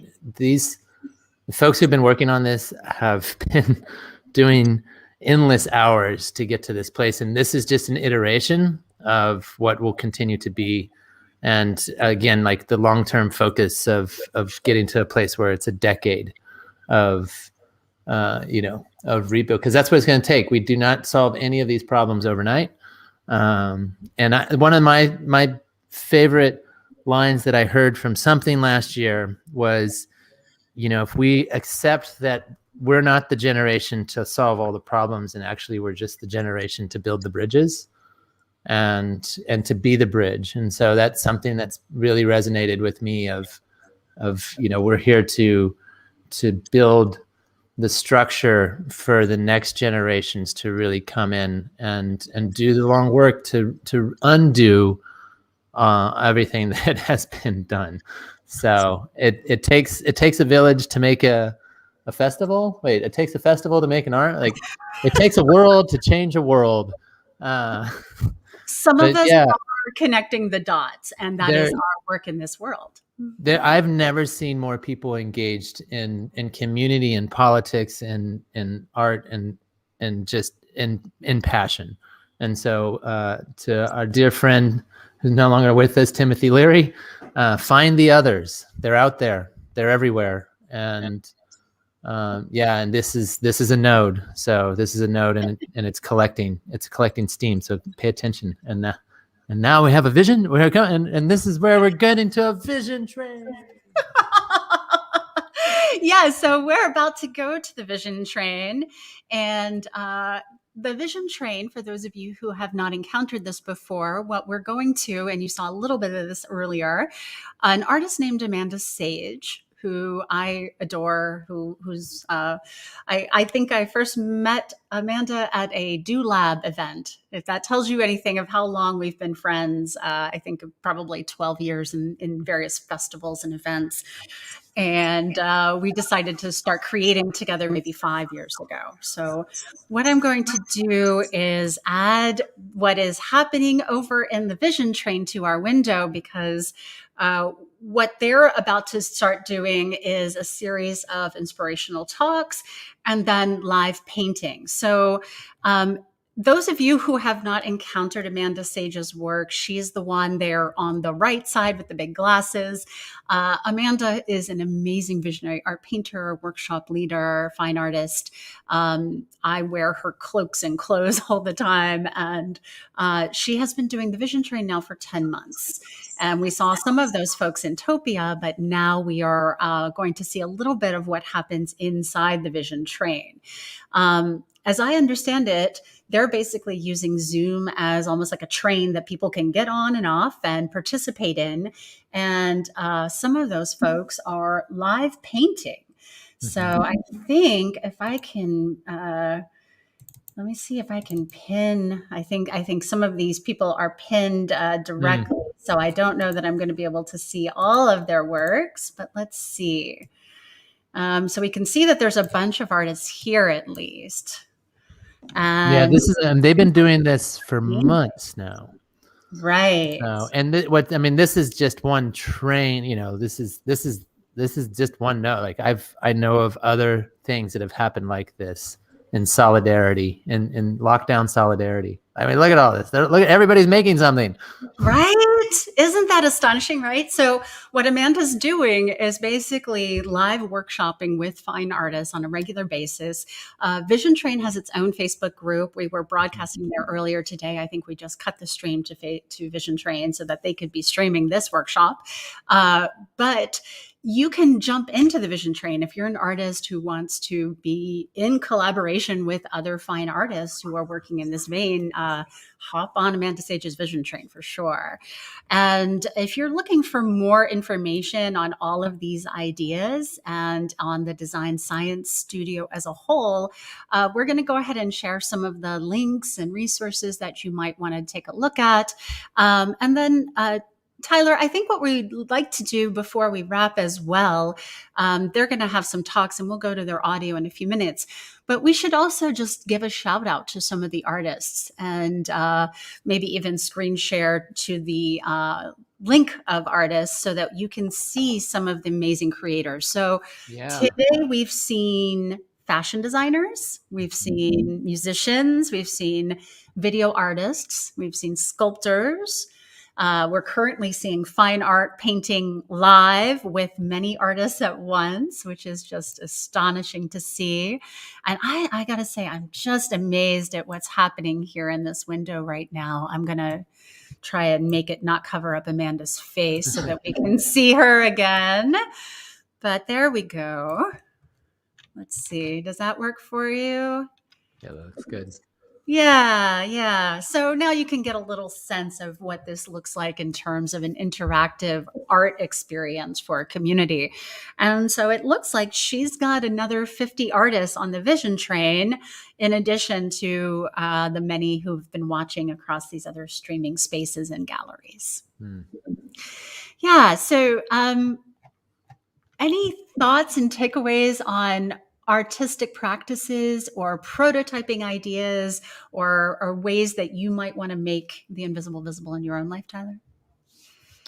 I mean, I've always been a wizard behind a curtain, making the magical thing come to life. So my head is, very full of what is next. I'm actually been trying to reach out to South by Southwest to like plug these types of after party things in. So all of these virtual spaces that are coming online are so special.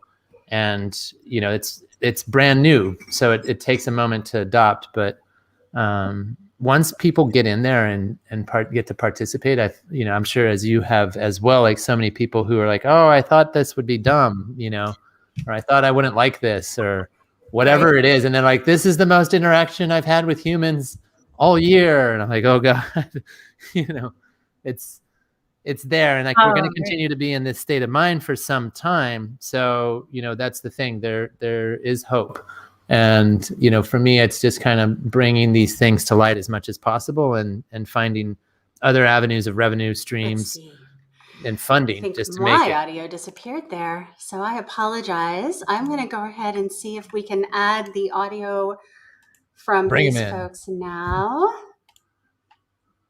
Subscription and grab a ticket and come on play with us, because we've been in it for somehow already 5 hours and we still have another 7 hours to go of amazing performances and presentations and dance parties and just so much goodness. And for the next little bit, we're gonna kind of lean into the visions and doing that from all perspectives. And one of the first speaker that we have is actually doing amazing work across corporate and executive legacies and businesses. And I think it's so important that we're building bridges for both social and systemic change. And whenever you're operating at that level, you're really getting to help support systemic change in a very big way. So as we think, we're not trying to dream small here, we're trying to dream big.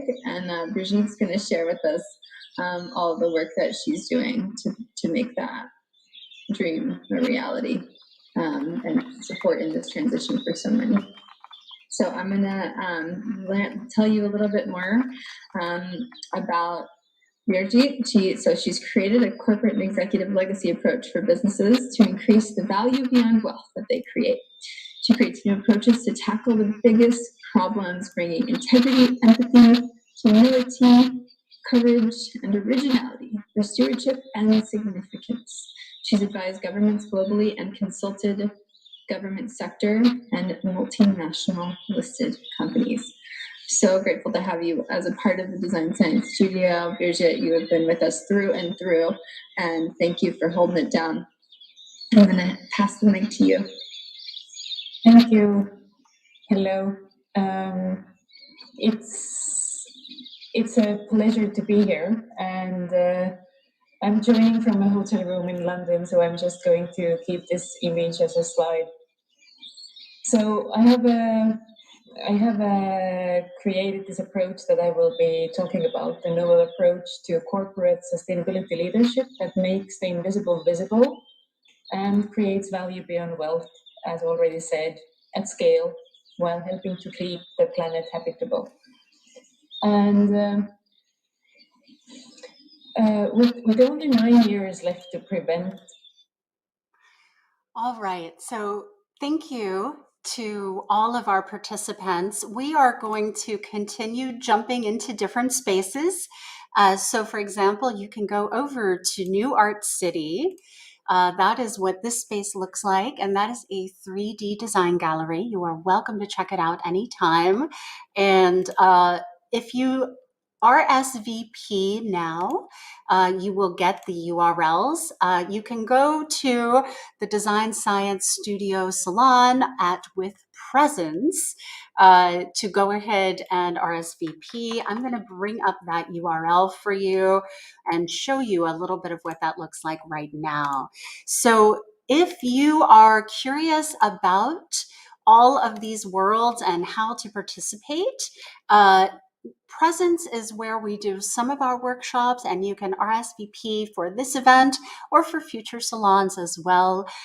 We do our best to make that available for everyone. And you can see, for example, these are relatively intimate salons with a wide variety of performers.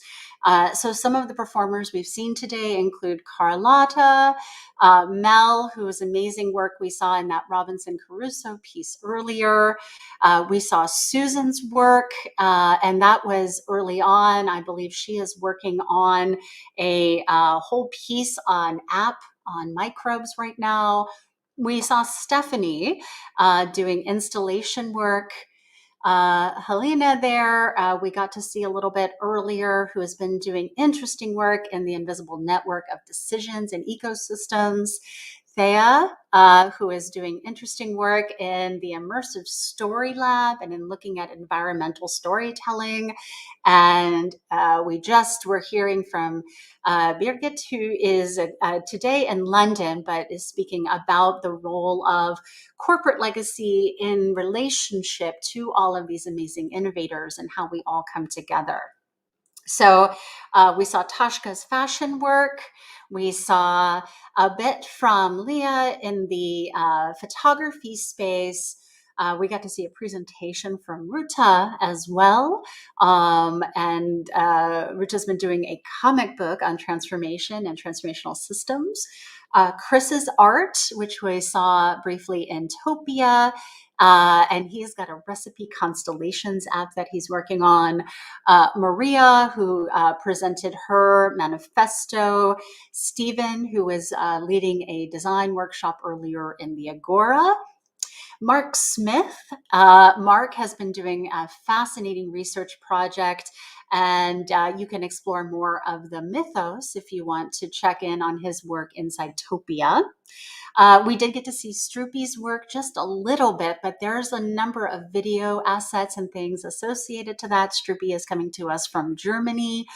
Umer, whose work was that beautiful talking tree with an art installation and an audio installation inside. Peter. Peter as a builder keen on ontological design as a method for change. Many of our creators in the Design Science Lab are also architects or are engineers. Some of them come from a fine art. Some of them come from theater and performing like Serena does here. Matthew, for example, is an engineer working in machine learning.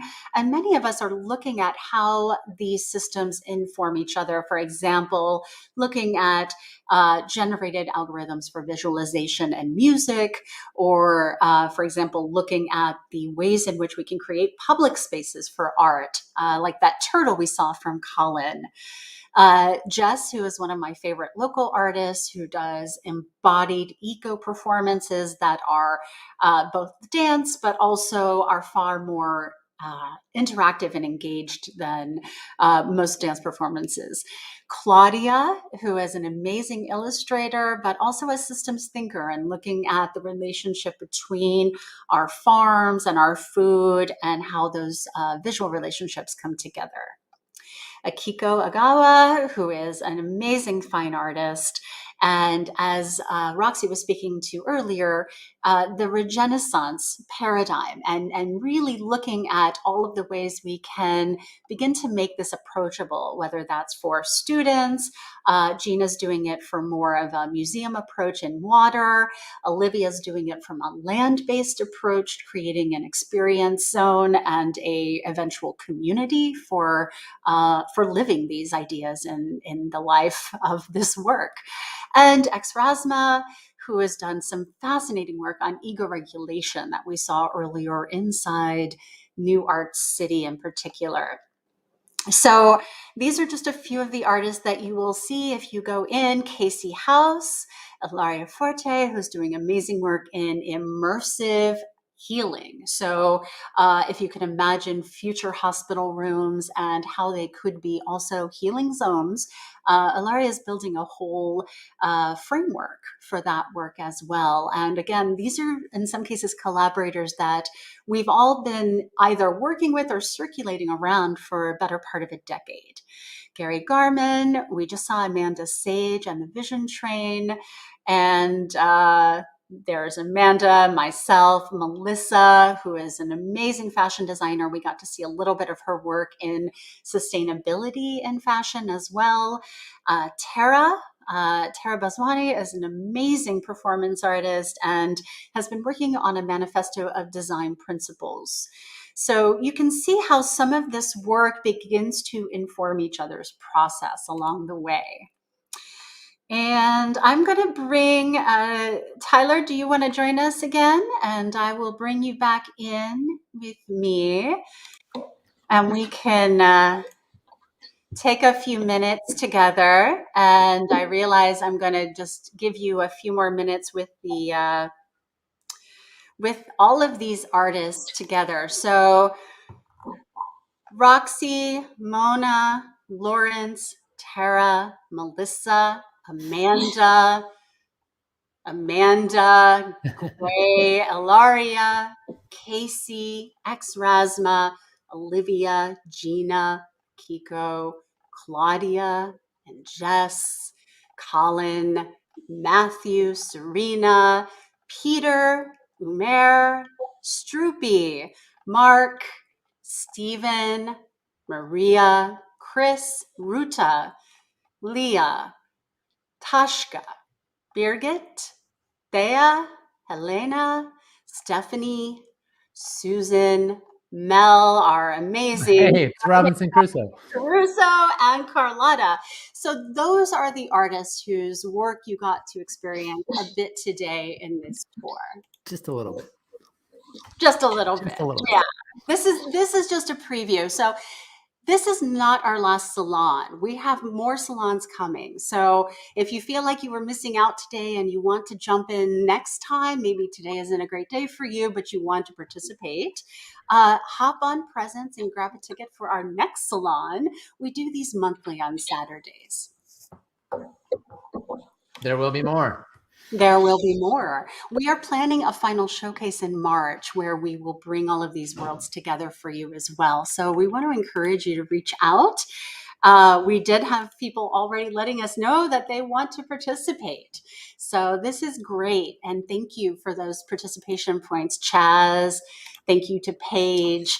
Many of you are creating amazing works, and we want to figure out long-term how we can create a collaboratory where we can all inform each other's process. Yeah, and to Chaz, you can go to the Design Science Studio, and that's designscience.studio/contact, and reach out there. And that's the best way if you're interested to learn more and to join forces. So. All right, and I want to just make sure we walk through that one more time. So for those of you who have not had a chance to check in with us at the Design Science Studio, get in touch here. We do have regular calls for creators. So you can see this cohort is going through March, but there will be other opportunities to participate. So you can learn more about the Design Science Studio. You can learn more about the projects in the studio because there are many of them. This is just a small sample of some of the teams that have been working with us. And we're going to wrap stream in just a few minutes, but is there anything else you'd like to share with our amazing artistic explorers today with us on the tour? Myself, I mean, just go. Go. We're just tour guides here. Now it's all about you.